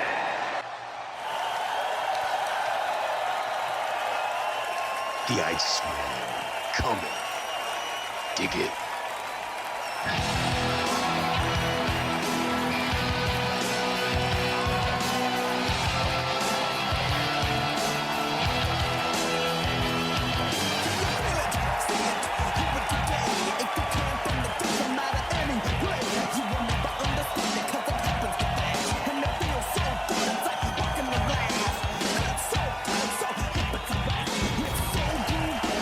We are back here in Boston, Massachusetts for our main event, and it's getting chilly in here. Are you ready for the Winter Soldier, the Iceman, Nate Mack? Dig it! It's freezing up here in Beantown, Jake Allen, and we could potentially have a new OCW World Heavyweight Champion in the Iceman Mack. since returning at Resolution last year to deal with some civil issues, the Iceman, Nate Mack, has had one thing on the mind, and that is championship gold, coming up just short in his quest for tag team gold earlier this year. This showdown with El Parka is a long time coming.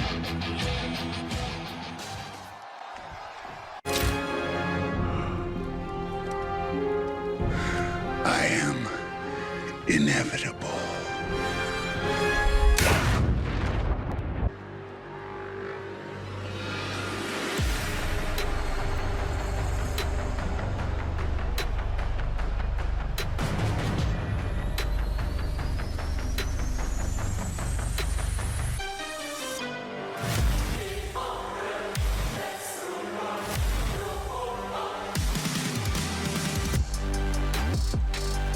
I'll tell you what, Jason Sensation, the stars of OCWFED have always been something to marvel at, but this has taken it to a whole different level. The World Heavyweight Champion El Parka, dominant thus far in his reign, however, has been tested by the Iceman, by Cold Front, and by his enemies to the tune of several massive losses over the last few weeks. How do you think that's affecting the mindset of such a usually dominant world champion? Gets into your brain sometimes, who this ain't Batman versus Superman. This is two opposing forces colliding. The Iceman dealing with domestic terrorism on two fronts, especially with Marissa potentially waiting in the wings yet again, because as mentioned earlier, she lied, as all she ever does is lie. But we have the main event, El Parka, the Iceman. The losses may have come to his brain, maybe getting into his head, but at the same time, when you're a world champion, you gotta let it slide, and you gotta persevere. Greater men have come from less and done more. So El Parka gonna be alright. He gonna stick to his P's and Q's, who focus on the arm, call it a day, hit the pay window, and get syphilis for Marissa. In league with Marissa or not, no Dennis Dillinger at ringside for our World Heavyweight Championship match. That is the Iceman, Nate Mack. You can see the fire in his eyes and the eye black surrounding them. Came up short in their last contest because of Marissa Welsh. Let's hope by some miracle she doesn't rear her head this time.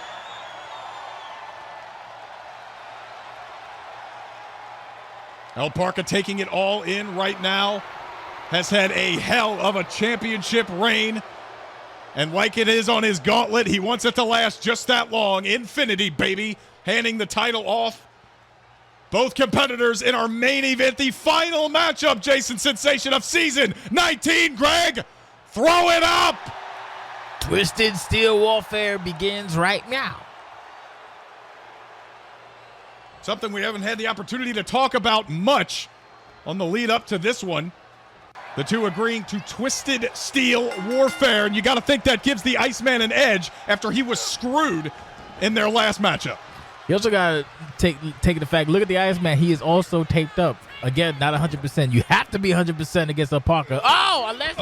Unless you jinx, then maybe you get lucky with the championship, a booster seed, if you will. But the Iceman, like you said, Iceman got involved in that one, so I mean, you got to look for Samson, Marissa, but knowing the Iceman, he wants to do this all his own. So hopefully we get no interference on the outside, and if so, things could look as good as they're looking for the Iceman right now. He is breaking the ice on the jaw of El Parka. Oh, big knee, Jesus Christ! That's the thing too. There's a whole conglomeration with El Parka.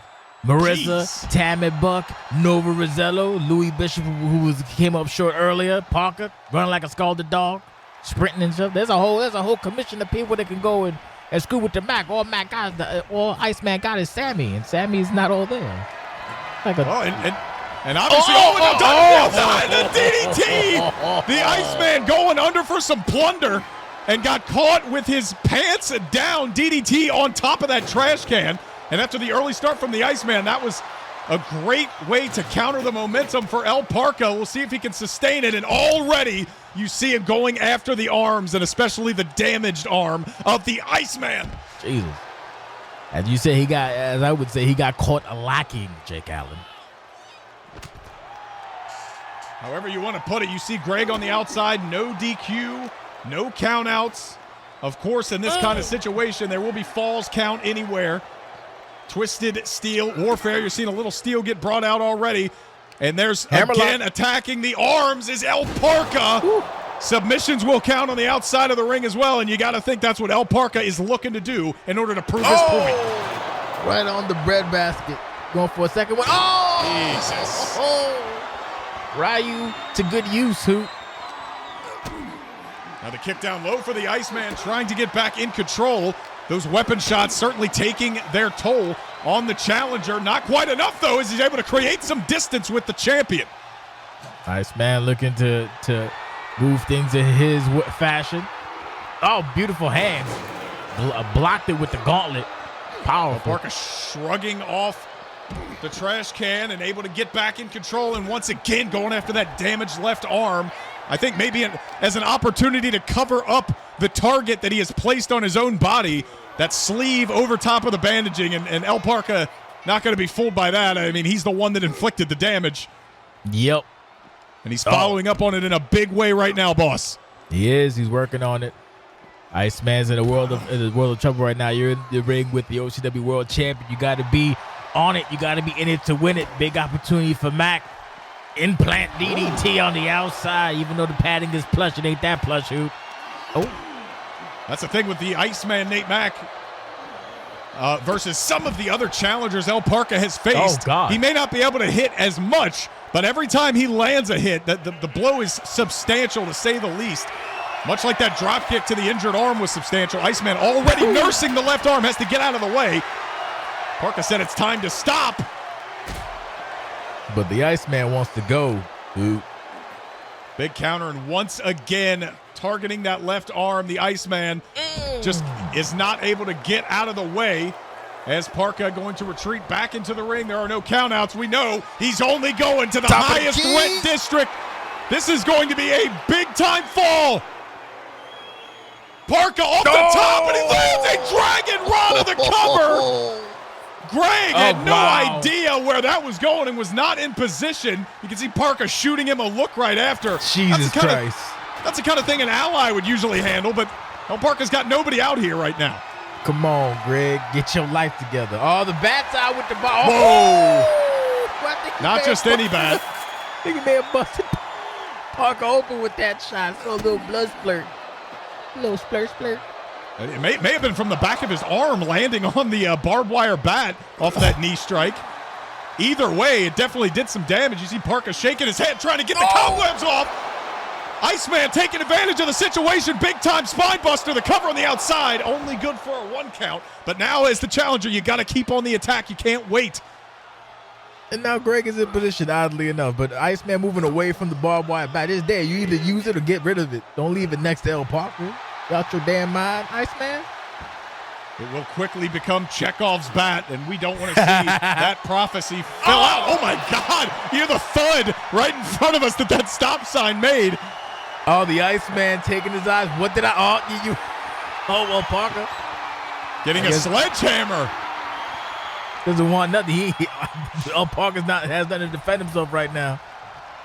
Coming back in. That's a brave man. That's a dumb man. Christ. Lying in wait was the Iceman. He threw that shit like a javelin. It's a concussion. We already saw something like that earlier, but oh, God. Oh, big eye shot to the eye. Massive knee strike from El Parka, follows it up by attacking the arm once again. And every time Iceman goes down, you can see him reach for that left arm. And now a little bit of revenge. Holy Christ. Point blank range to the face. Look at the blood just pouring from the forehead of the Iceman, Nate Mack, who somehow has a working brain still and was able to kick and counter. Little knee bar. El Parka got this. Looks like he might have this locked and loaded, Hoot. He thinking top of the key. Remains to be seen what he's thinking right now. Maybe another Dragon Rana trying to twist up the Iceman. No, doesn't work there.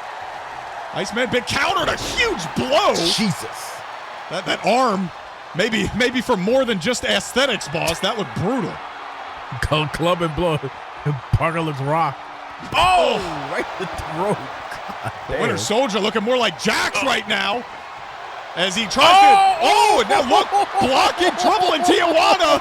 That's the kick that got him in trouble in their last showdown. And oh my God, Poison Rana dropping the Iceman on his head.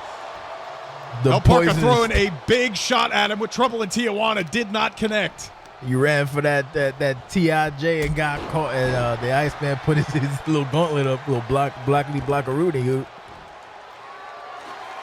Parker now heading back to the outside.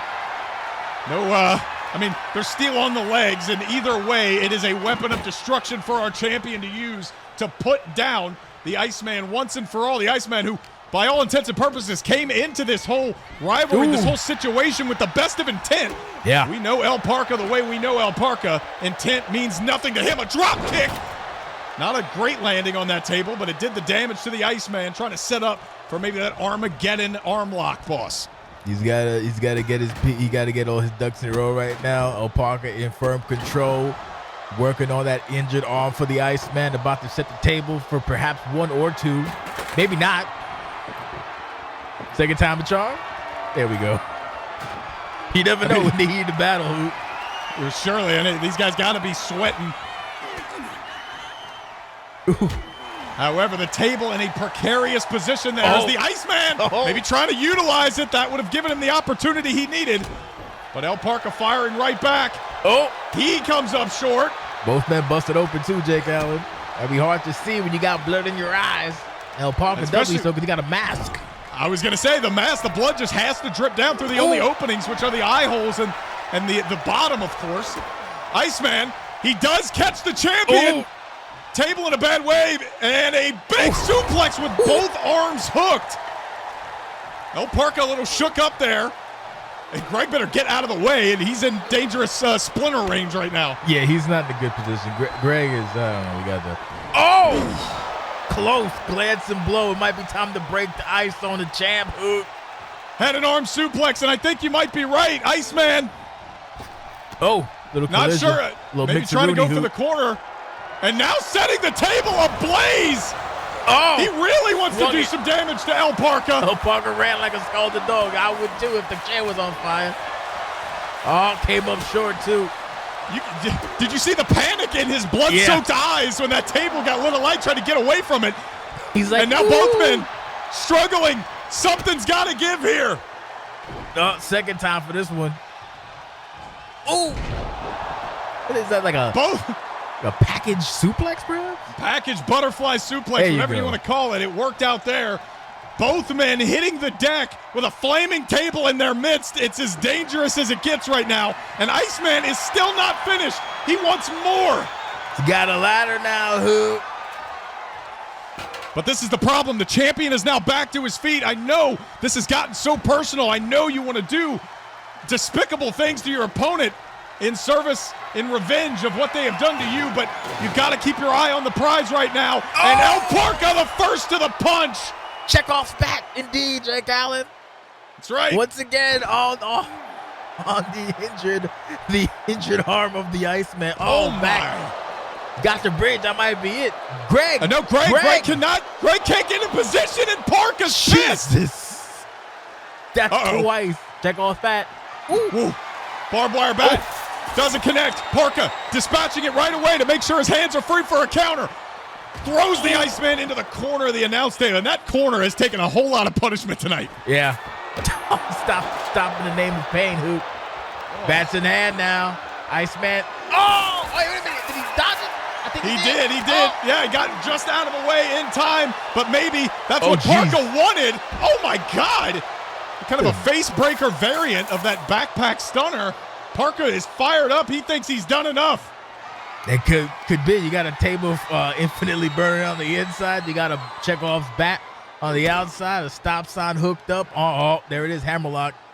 Oof. Continuing to deal damage to the arms. El Parka, one of the best submission wrestlers we have here in OCWFED. And now what? The hammer Parka now. Throwing the sledgehammer again. Does not connect.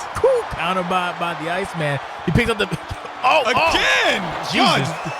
I mean, I was talking about the Iceman taking his eye off the prize, the World Heavyweight Championship. Maybe I should be saying that about Parker. Elbow drop doesn't connect. One offensive maneuver too many. Yeah, you can't play around. Nope, and this is what you get as your reward. Time to break the ice on the jaw of Parker for the second time. Oh, leg got folded. Oh, battle roll action from the champ. Second time is not the charge, and it landed on his neck. Christ. We could be an icebreaker away from having a new OCW World Champion. Parker's scampering away wisely. Not sure if oh, there you go. Good job, Greg.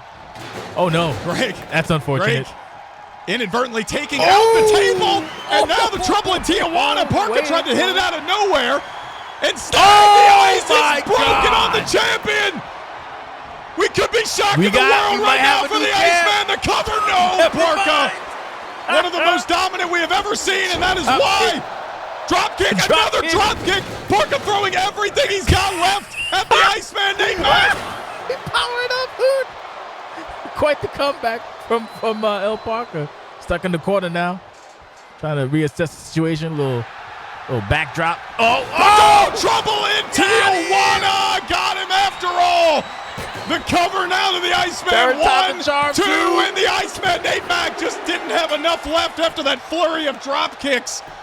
1, 2, 3, and still the world champion, El Parker. Came down to the wire, Hoop. You got to keep the pace. He's the OCW champ for a reason, Jake Allium. The final match of season 19, as brutal as we expected.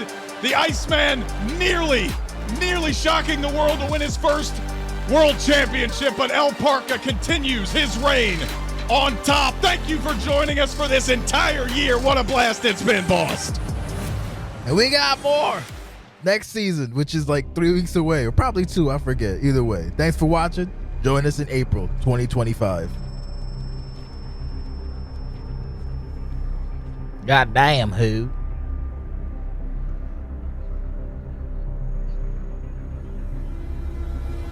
Dale, dale, dale, dale. I've been a country dale, dale.